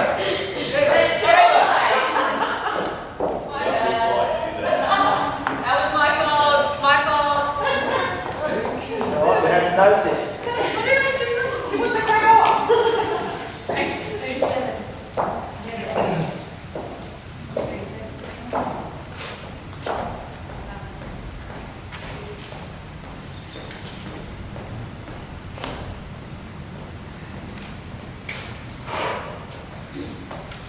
Jailer looked at him. Thus tell me of mercy. Ah! This is the fool that they can money to rest. Jailer looked at him. Come here, good Shylock. Hey! I'll have my bond. Speak not against my bond. I've sworn it out, and I'll have my bond. Of course, with dog, before they have the course. But since I have a dog, beware my fangs. The Jew shall grant him justice. If they want the Lord and jailer, that thou art so fond to come abroad at his request. I pray to him. I'll have my bond. I'll not hear you speak. I'll have my bond. And therefore, you speak no more. I'll not be made soft, dull-eyed fool. Shake my head, relent, sigh, and yield to Christian intercessors. Follow not, let not speak it, and have a bond. It is the most impenetrable character that ever kept with men. Father, let him alone. I'll follow him no more with fruitless prayers. He seeks my life. His reason well I know. I oft delivered from his forfeitures many that at times made known to me. Therefore he hates me. I am sure that you will never grant this forfeiture to no. And you cannot deny the course of law. For the commodity that strangers have with us in Venice, if it be denied, will much impeach the justice of the state. Since that the trade and profit of the city consists of all nations. Therefore, go. These griefs and losses have so baited me that I should hardly spare a pound of flesh tomorrow for my bloody creditor. Well, pray God the Senator come to see me pay his debt, then I cannot. Madam, although I speak it in your presence, you have a noble and true conceit, godlike attitude, which appears most strongly invaried as the absence of your laws. But if you knew to whom you showed this honour, how true a gentleman you said believe, how dear a lover of my lord your husband is, I know you would be prouder of the work than customary bounty can enforce you. I never did repent for doing good, nor shall I not now. For if companions do converse and waste time together, whose souls do bear equal yoke of love, there must be needs like proportion of lineament and manner and spirit. Which makes me think of this Antonio. Being the bosom lover of my lord, must needs be like my lord, and if so, how little is the cost I have bestowed in purchasing the semblance of my soul from out of the state of hellish cruelty. This comes too near appraising myself. Therefore, no more of it. Here are other things. Lorenzo, I commit into your hands the husbandry and manage of my house until my lord's return. For mine own part, I have towards heaven breathed a secret vow to live in prayer and contemplation, only attended here by Nerissa, until her husband and my lord return. There is a monastery 2 miles off, and there we will abide. I do desire you not to deny this imposition, which my love and son necessity lays upon you. Madam, with all my heart, I shall obey you in all fairness. My people already know my mind, and will acknowledge you and Jessica in place of Lord Bassanio and myself. So fare you well till we meet again. Fair thoughts and happy hours attend on you. I wish your ladyship all hearts content. Thank you for your wish, and I am well pleased to wish it back to you. Fare you well, Jessica.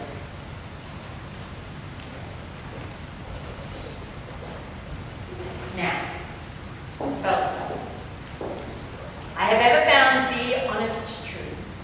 So, let me find thee still. Take this same letter, and use thou all thy endeavour in speed to Padua.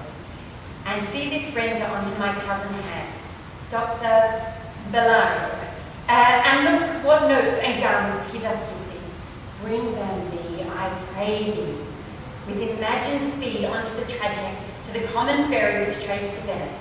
Waste no time in words, get thee gone. I shall be there before thee. Madam, I will go with all convenient speed.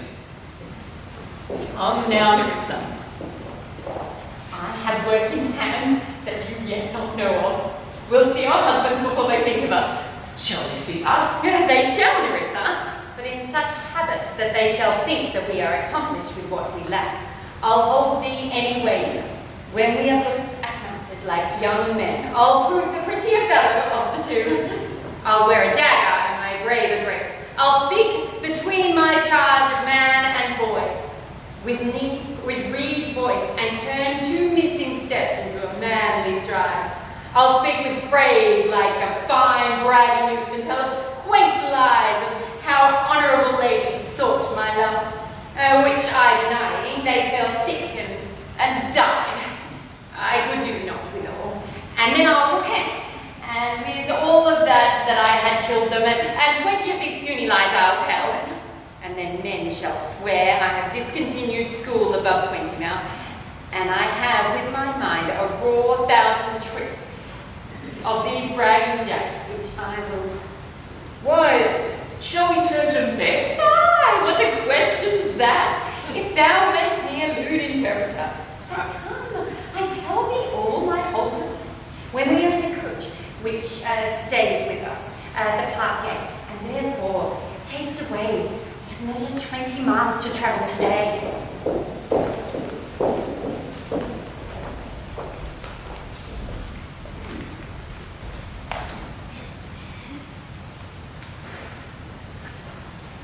Truly, look you, The sins of the father are to be laid upon the children. Therefore I promise you, I fear you. I was always playing with you, and so now I speak my agitation of the matter. Therefore be of good cheer, for truly I think you are damned. Well, there is but one hope in it that can do you any good, and that is but a kind of bastard hope neither. And what hope is that, Freddy? Mary, you may partly hope that your father got you not, that you are not the Jew's daughter.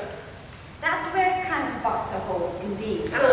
The sins of my mother should be visited upon me. Ah, truly then I fear you are damned by both father and mother. Thus, when I shun silly your father, I fall into Carabas your mother. Well, you are gone both ways. I shall be saved by my husband. He had made me Christian. Not truly the more to blame he.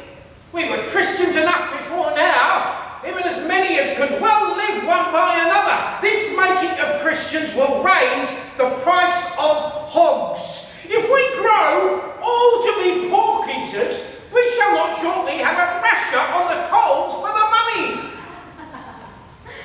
I will tell my husband, Lancelot, what you say. My husband? I'll tell my husband. I shall grow jealous of you shortly, Lancelot. Thus you get my wife into corners. You need not fear us for it. Lancelot and I. He tells me flatly that there's no mercy for me in heaven because I'm a Jew's daughter.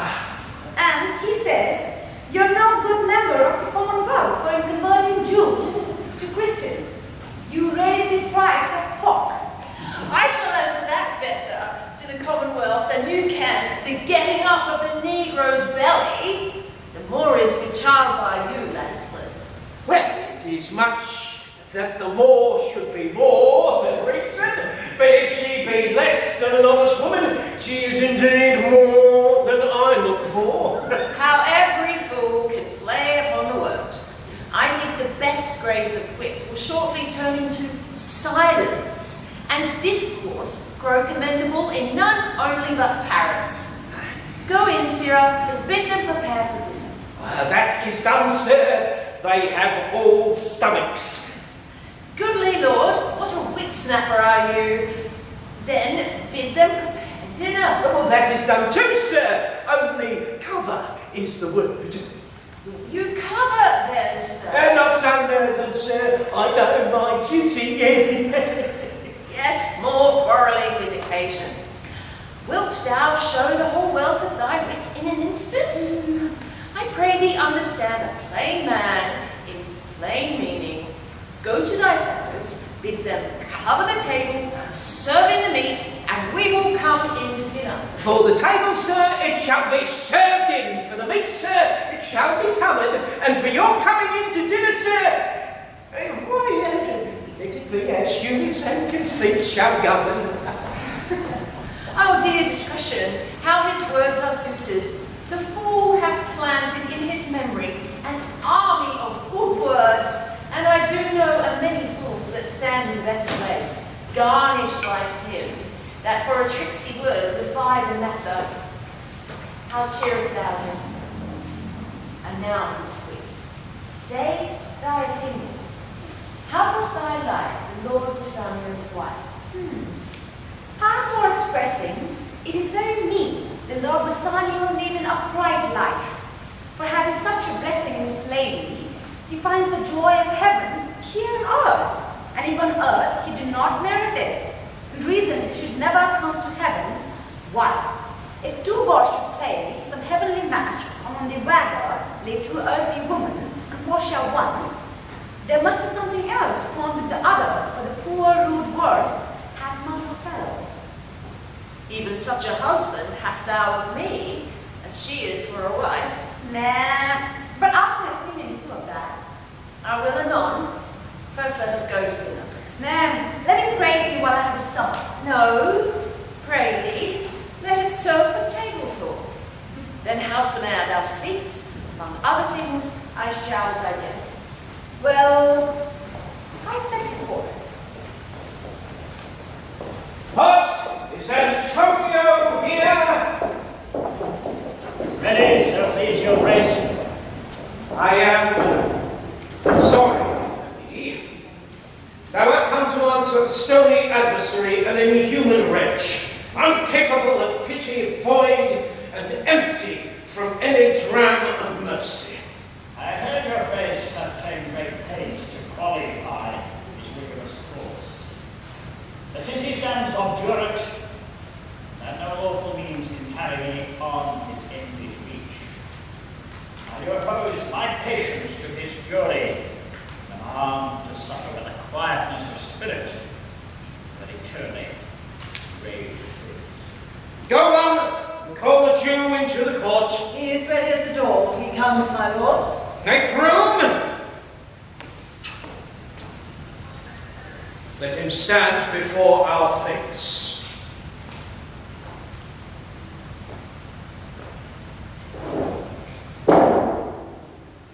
Shylock, the world thinks, and I think so too, that thou but leadst this fashion of thy malice to the last hour of act, and then 'tis thought thou'lt show thy mercy and remorse more strange than is thy strange apparent cruelty. And when thou now exacts the penalty, which is a pound of this poor merchant's flesh, thou wilt not only loose the forfeiture, but touched with humane gentleness and love, forgive a moiety of the principle, glancing an eye of pity on his losses that have late so huddled on his back, enough to press a royal merchant down, and pluck commiseration of his state from brassy bosoms and rough hearts of flint, from stubborn Turks and Tartars, never trained to officers of tender courtesy.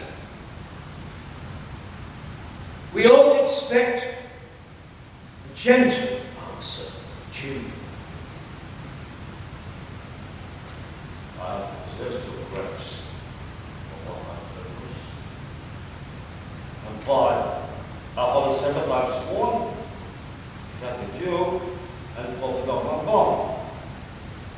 If you deny it, let that upon your charter and your city's freedom. You'll ask me why I rather choose to have a weight of carrying flesh that receive 3,000 ducats? I can give no answer, and nor will I, other than the certain loathing and hate that up there Antonio, and thus I follow a losing suit against him.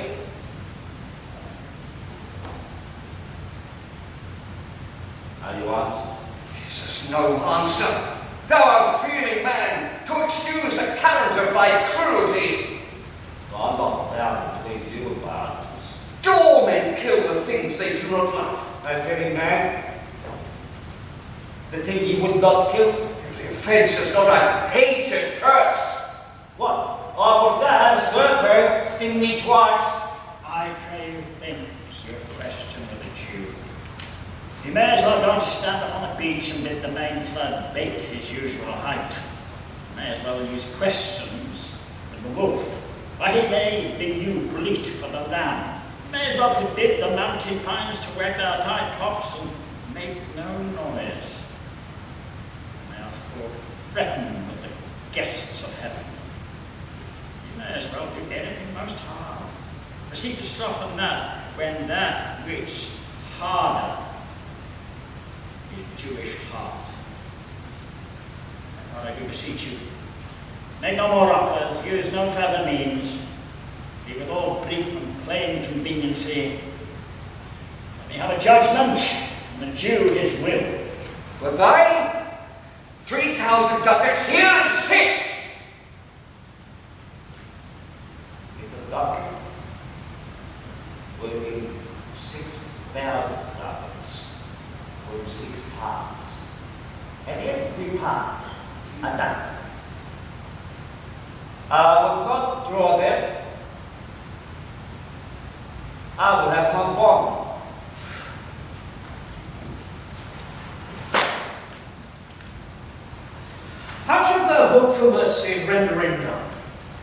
what judgment shall I bet doing no wrong? Now you, among you, have purchased slave, which, like your asses, your dogs, mules, your ewes, can abject to these slavish parts, because you bought them. Shall I say to you, let them be free. Marry them to your heirs. Why split they other burdens? Let their beds be as soft as yours, and let their pallets be seasoned with such viands. But you will answer, the slaves are ours. Well, so do I answer you?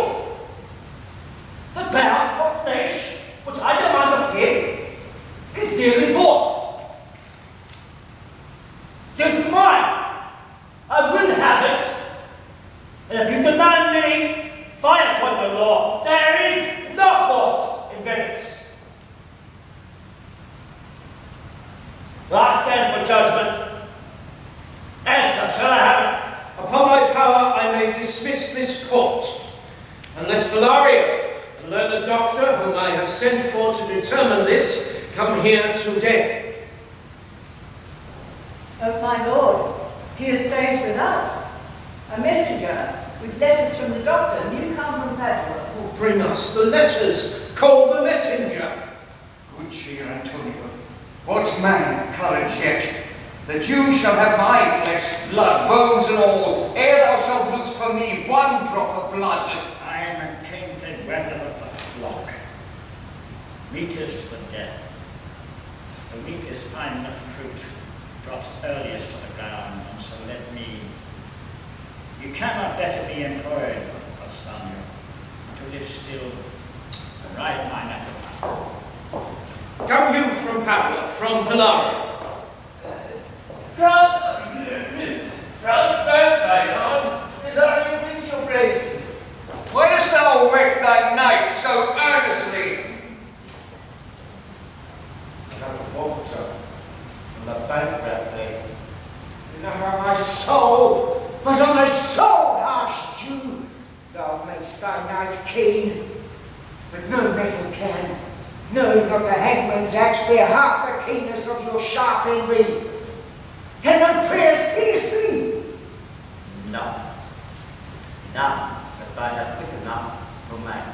Ah, thou be damned inexorable dog, and for thy life be accused.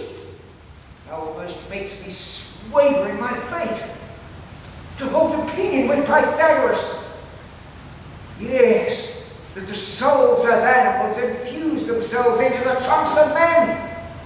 Thy courage, spirit, governed a wolf, who, hanged from human slaughter, even from the gallows that he fell so fleet, and whilst thou laid in thy unhallowed dam, infused something to me. Oh, your desires are wolfish, bloody, starved and murderous. Till Faust can wield the seal of our bond, there but is offendest thy lungs to speak so loud.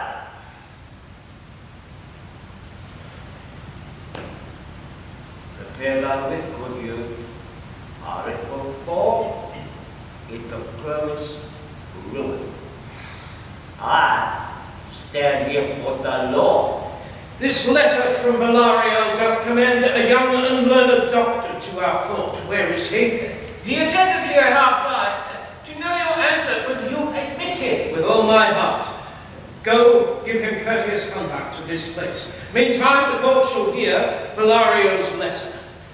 Your grace shall understand that at the receipt of your letter I am very sick, but in the instant that your messenger came, in loving visitation, was with me a young doctor of Rome. His name is Balthazar.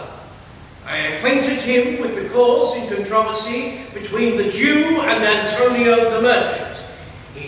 We turned all many books together. He is furnished with my opinion, which, bettered with his own learning, the greatness whereof I cannot enough commend, comes with him at my importunity to fill up your grace's request in my stead. I beseech you, let his lack of years be no impediment to let him lack a reverent estimation, for I never knew so young a body with so old a head. I leave him to your gracious acceptance, whose trial shall better publish his commendation. You hear what the learned Bellario writes.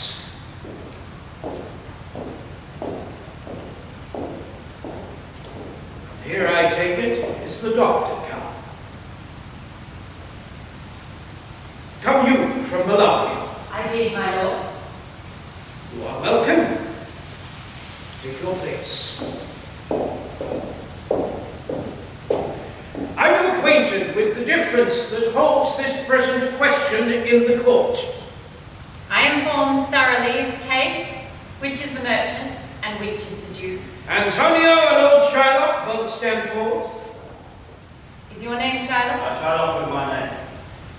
Of strange nature is the suit you follow. Yet in such rule of the Venetian law cannot encourage you for you to proceed. You stand within his danger, do you not? Aye, so he says. Do you confess the bond? I do. Then must the Jew be merciful. On what compulsion? Master? Tell me that.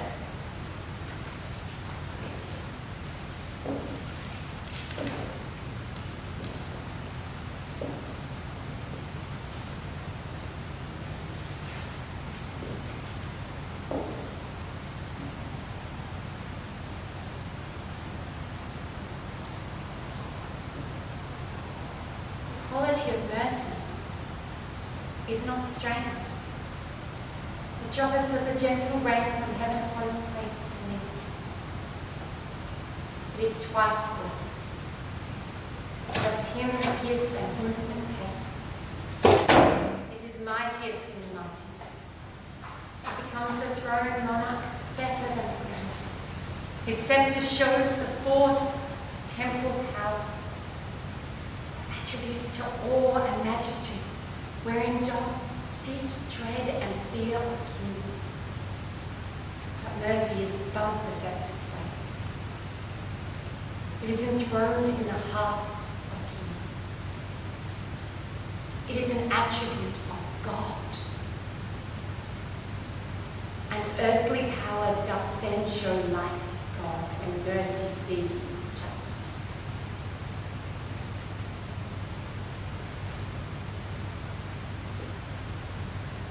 Therefore then do, though justice be thy plea, consider this, that in the course of justice none of us should see salvation. We do pray for mercy, and that same prayer doth teach us to render the deed of mercy. I have spoken this much to mitigate the justice of thy plea, which, if thou follow, this strict court of Venice must needs give sentence against the merchant. My days. On my head. I crave the law. My penalty forfeited the bond. Is he not able to discharge the money? Yes, here I tendered for him in the court. Yea, twice the sum. If that will not suffice, I will be bound to pay it 10 times more, or forfeit my hands, my head, and my heart. If this will not suffice, it must appear that malice bears down truth. And I beseech you, press once for all to your authority, to do a great right, do a little wrong, and curb this cruel devil of his will. It must not be. There is no power in Venice can alter the decree established. It will be recorded for precedent, and many an error by the same example will rush to the state. It cannot be. Can you come to judgment? Yeah! A Daniel! Oh, wise judge, power to honor you. Let me look upon the bond. It is here. It is here, Reverend Dr. Here it is. There's thrice thy money offered here. My lord, I took an oath to heaven. Will that purchase my soul? No! Not for Venice! Why this bond is forfeit, and lawfully by this the Jew may claim a pound of flesh, to be by him cut off nearest the merchant's heart. Be merciful! Take thence thy money, if we tear the bond.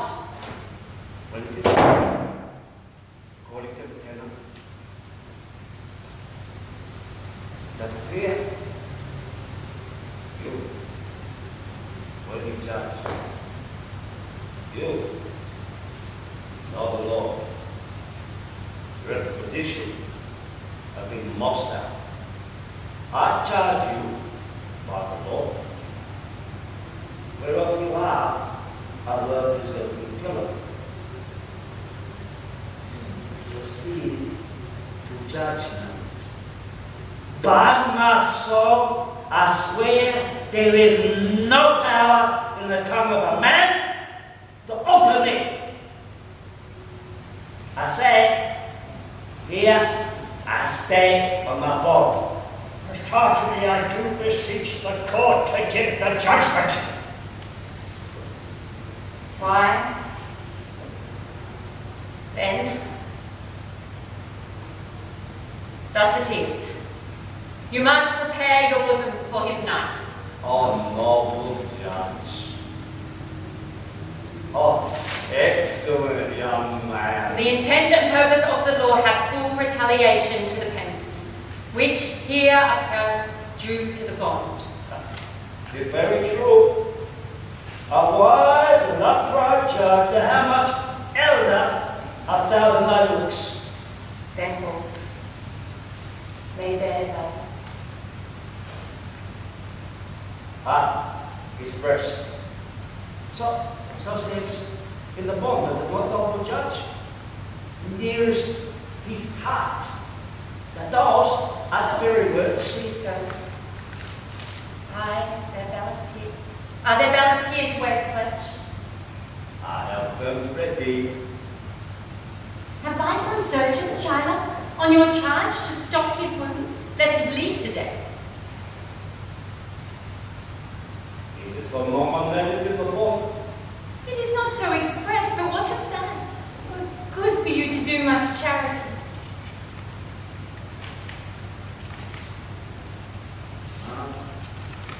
I cannot find it. No, 'tis not in the bond.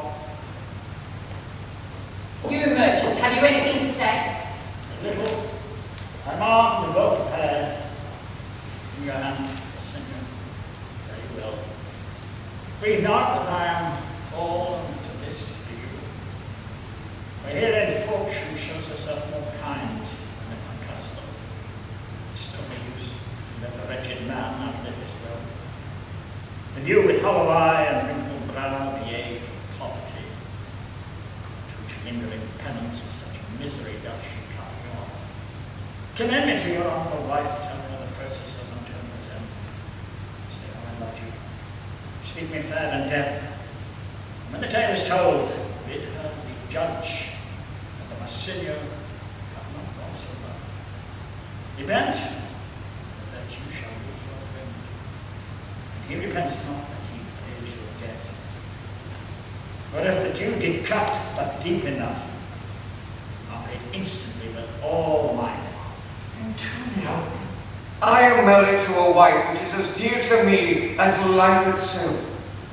But life itself, my wife, and all the world are not with me esteemed above thy life. I would lose all. I sacrifice them all here to this devil to deliver you. Your wife would give you little thanks for that, were she here to make the offer. I have a wife who I protest I love. She were in heaven, so she could entreat your power to change this cursed Jew. 'Tis well you offer it behind her back. which would make else an unquiet house.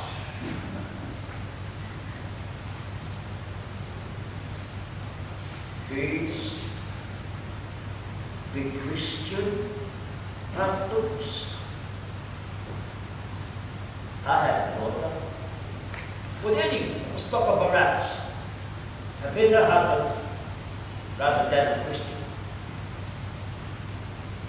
Prophet God, receive the judgment. A pound of that same merchant's flesh is thine. The court awards it, and the Lord doth give it. Most rightful judge! And you must cut this flesh from off his breast. The law allows it, and the court awards it. Most learned judge! A sentence! Come, prepare. Tarry, Wolverton. There is something else. This bond doth give thee not a jot of blood. The words expressly are a pound of flesh. Take thee thy bond. Take thee thy pound of flesh, but in cutting it, if thou dost shed one drop of Christian blood, thy land and goods are by the laws of Venice confiscate and upon the state of Venice. Hey, is that the law? For, as thou urgest justice, be assured thou shalt have justice more than thou deservest. A learned judge, mark you, a learned judge. Dad, I take this off again.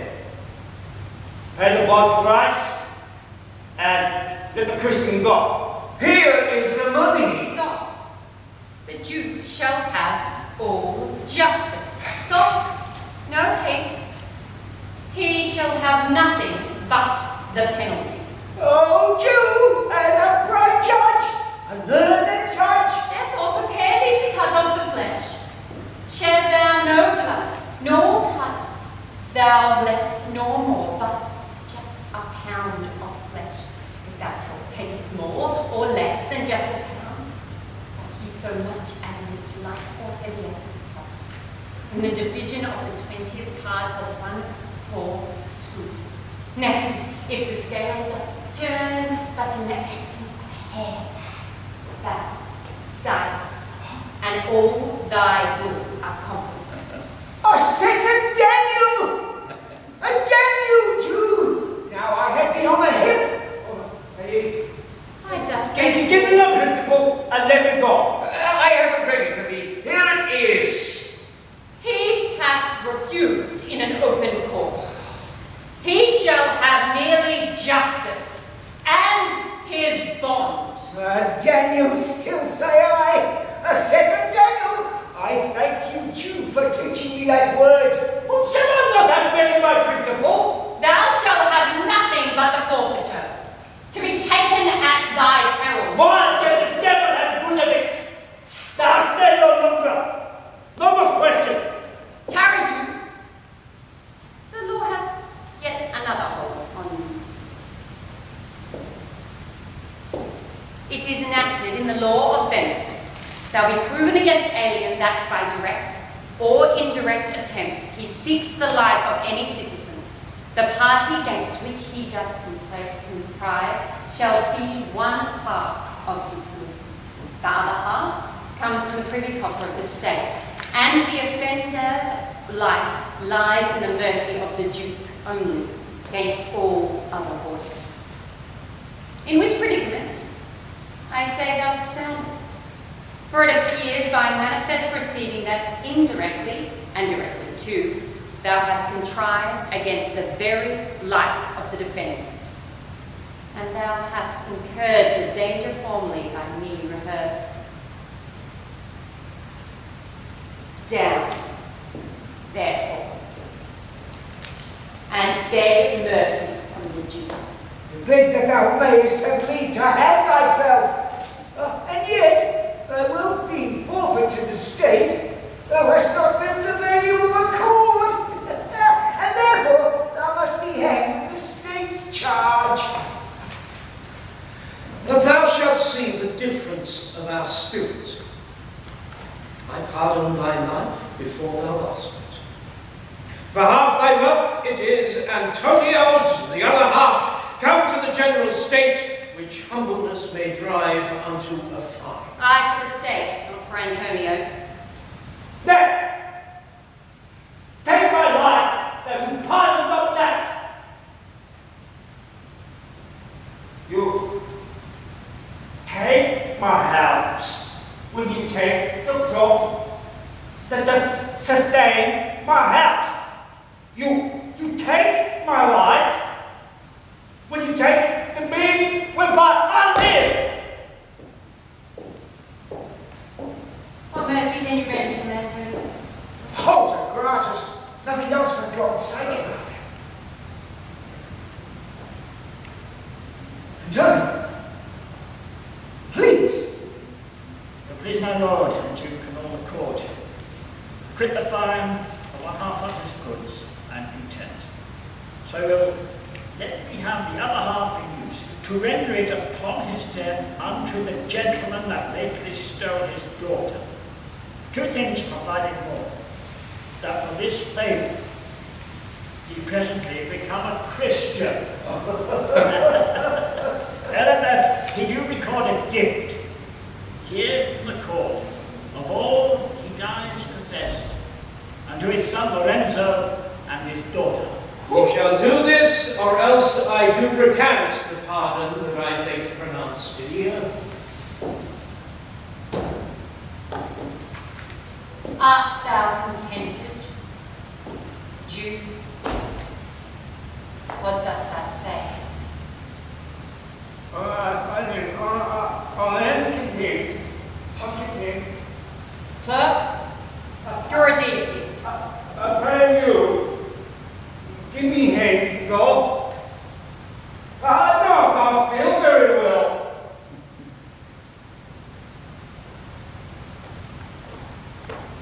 You said the deed. I will sign it. Get thee gone. But do it. Firstly, thou shalt have 2 godfathers. Had I been judged, there would have been 10 more to send you to the gallows, not to the font. Sir, I entreat you home with me to dinner. I humbly do desire your grace and father. I must away this night to Padua. To meet, I presently set out to be. I'm sorry that your leisure serves you not.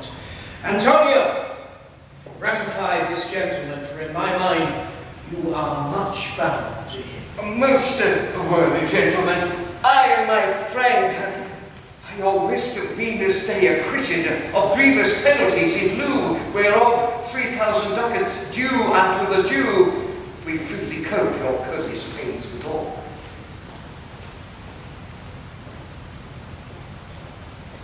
He is well paid and is well satisfied, and I, delivering you, am satisfied. And therein do account myself well paid. My mind was never meek when we met again. Oh, sorry. My mind was never yet more mercenary. I pray you know me when we meet again. I wish you well, and so take my leave. Dear sir, of course I must attempt you further. Take some remembrance of us as a tribute, not as fee. Grant me 2 things, I pray you, not to deny me and to pardon me. You press me far, and therefore I will yield. Give me your gloves. I'll wear them for your sake.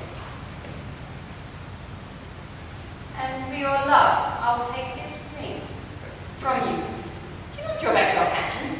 I will take no more, and for your love, you shall not deny me this. This ring, good sir, alas, it is a trifle. I will not shame myself to give you this. I will have nothing else, only this. And now methinks I have a mind for it. This all depends on this, then, on the value. The dearest ring in Venice will I give you, and find it out by proclamation. Only for this, I pray you, pardon me. I see, sir, you are liberal in your offers. You taught me first to beg, and now methinks you teach me how the beggar should be answered. Sir, this ring was given me by my wife. When she put it on, she made me vow that I should neither sell, nor give, nor lose it. And that excuse serves many men to serve their gift. and know how well I have deserved this ring. She would not hold out enemy forever for giving it to me. Well, peace be with you. My lord Bassanio, let him have the ring. Let his deserving of my love will all be gathered against your wife's command. Go, Graziano. Run and overtake him. Give him the ring. And bring it, if thou canst, unto Antonio's house. Away, make haste! Come. You and I will thither presently. And in the morning early, we will both fly towards Belmont. Come, Antonio. Inquire the Duke's house is out. Give him this deed and let him sign it. We'll away tonight. It'll be the day for our husband's home. This deed is well welcome to Lorenzo. This, well undertaken. My Lord Bassanio, upon your advice, has sent you here this week, and doth entreat your company and you. It cannot be. This ring I do accept most thankfully, and pray you tell him.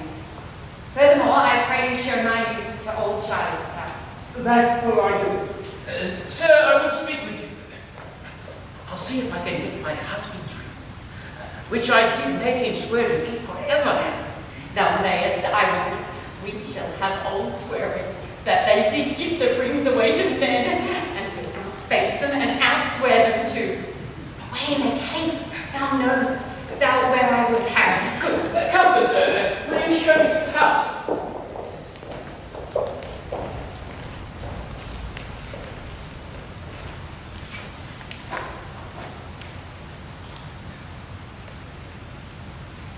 The moon shines bright. In such a night as this, when the sweet wind did gently kiss the trees, and they did make no noise, in such a night, Troilus, methinks, mounted the Trojan walls, and sighed his soul toward the Grecian tents, when Cressid lay that night. In such a night did Thisbe faithfully overtook the dew, and saw the long shadow ere himself and ran dismal away.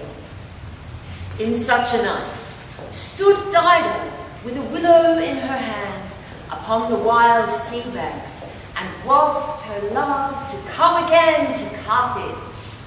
In such a night may they gather the enchanted herbs that did renew old age.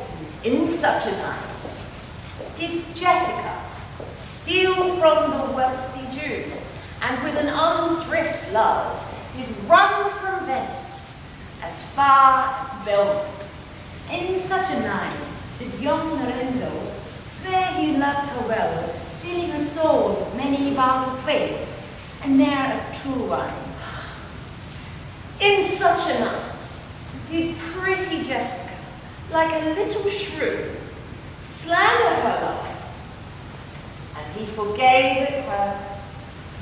I would outnight you did nobody come, but her hear the footing from man.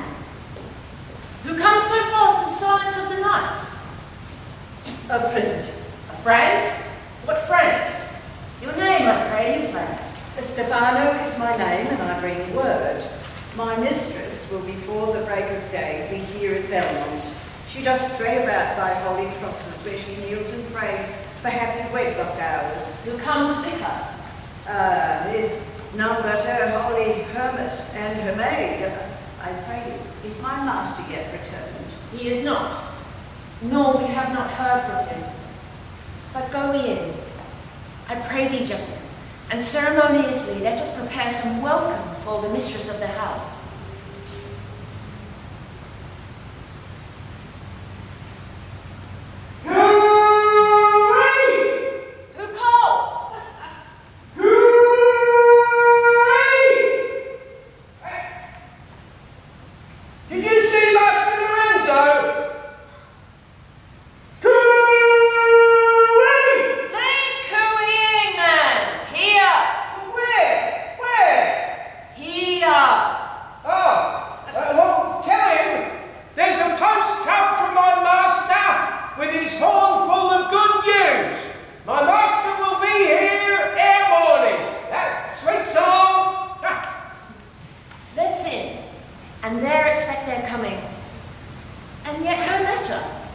Why should we go in?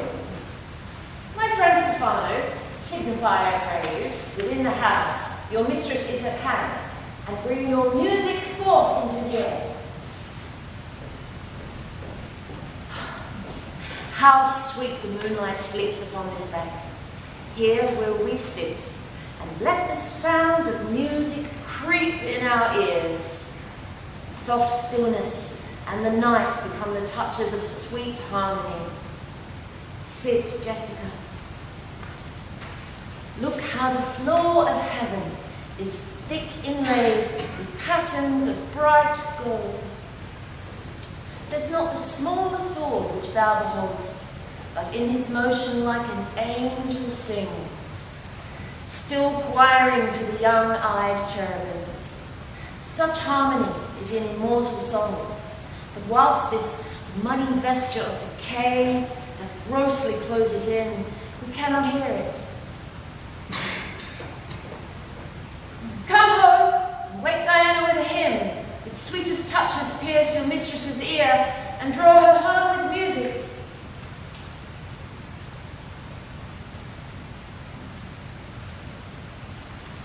I'm never merry when I hear sweet music. The reason is, your spirits are attentive.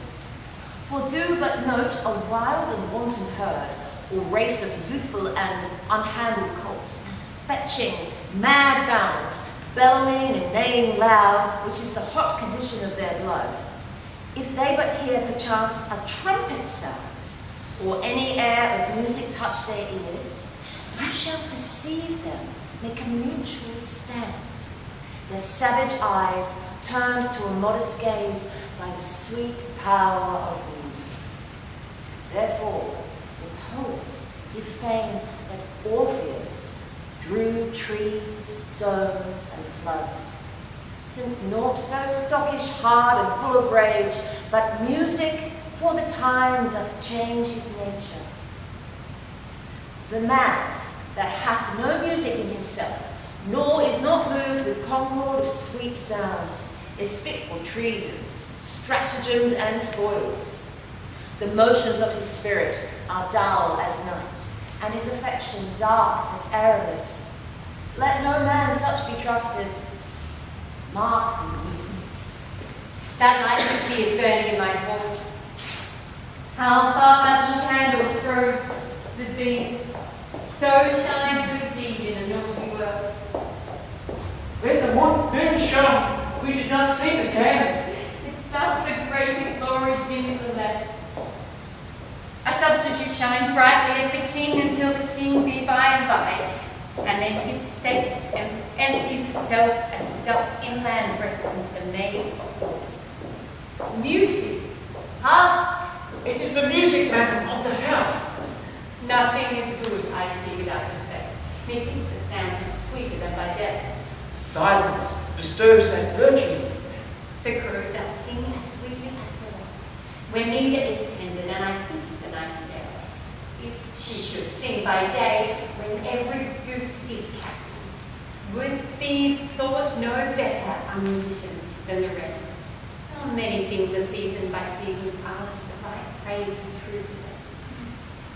Peace, how the moon sleeps in endless, and would not be awake. That is the voice. Or I am much to see. Of course, and he knows me as a blind man knows the cuckoo by my bad voice. Dear lady, welcome home. We have been praying for our husband's welfare, which speed we hope the better for our words. Are they returned?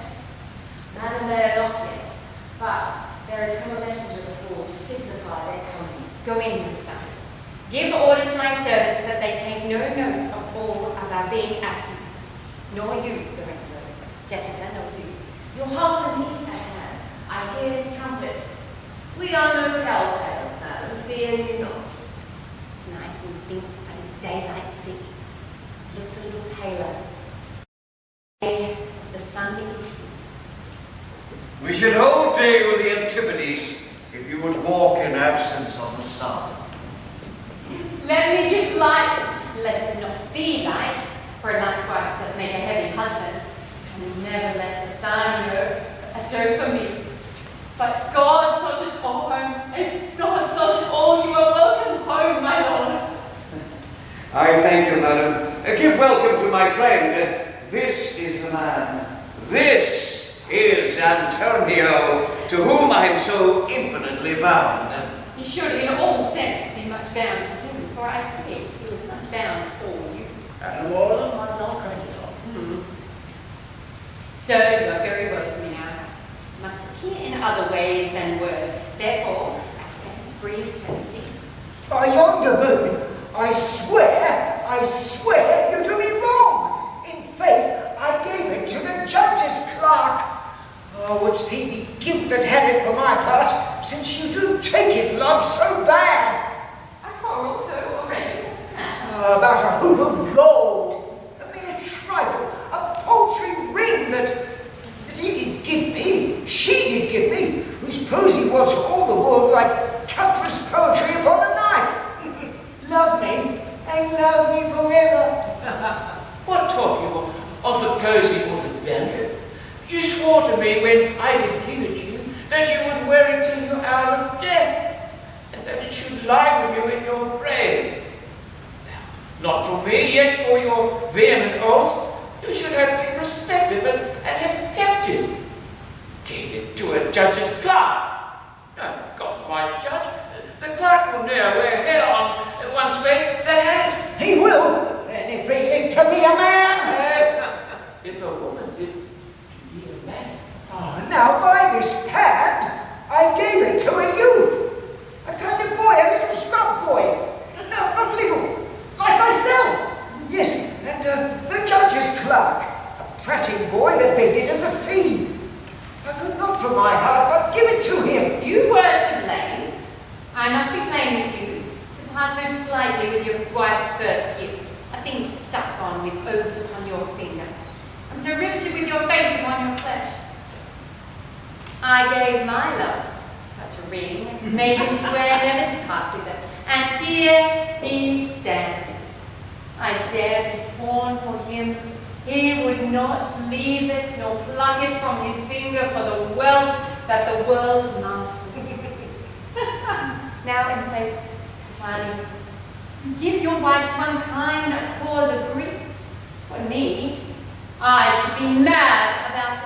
Well, I were best to cut my left hand off. Swear I lost the ring defending it. My Lord Bassanio gave his ring away. Unto you, Judge, that deserved it too. And indeed, and then the boy, his clerk, who took some pains in writing, and he begged me mine. And neither man nor master could do aught but give the two rings. What ring gave you, my lord? Not that, I hope, which you received from me. If I could add a lie unto a fault, I would deny it. But you see, my finger hath not the ring upon it. It is gone. Even so void your false-hearted truth. By heavens, I will ne'er come near your bed till I see the ring. Nor I am yours till I have seen mine. Sweet fortune, if you did know to whom I gave the ring, if you did know for whom I gave the ring, and would concede for what I gave the ring, and how unwillingly I left the ring, with naught we accepted but the ring, you would abate the strength of your displeasure. If you had known the virtue of the ring, or half the worthlessness of I gave the ring, or your own honour to contain the ring, you would not have parted with the ring. What man is there so much unreasonable? If you had pleased to have defended it with any terms of zeal, wanted modesty, to urge the thing I held in ceremony. Nerissa teaches me what to believe. I'll die for it if some woman had the ring. No! By my honour, madam, by my soul, no woman had it, but a civil doctor, which did refuse 3,000 ducats of me, and begged the ring, for which I did deny him, and suffered him to go displeased away. Even he that held up the very life of my dear friend. What should I say, sweet lady? I was enforced to send it after him. I was beset with shame and courtesy. My honor would not live. Gratitude so much the spirit. Pardon me, good lady, for these blessed candles of the night. Had you been there, I think you would have begged the ring off me to give the worthy doctor. Let not that doctor come near my house, since he had got the jewel that I loved, and for which I did swear to keep for me. I will become as liberal as you are. And I'll not deny him anything I have. No, not my body, nor my husband's bed. Know him I shall, and I'm well sure of it. Lie not a night from the house watching me like archers. If you do not, I'll be left alone. Now mine honour, which is yet my own, I'll have the doctor for my bedfellow. And I his clerk. It will be well advised how you do leave me to my own protection. Well, do you so?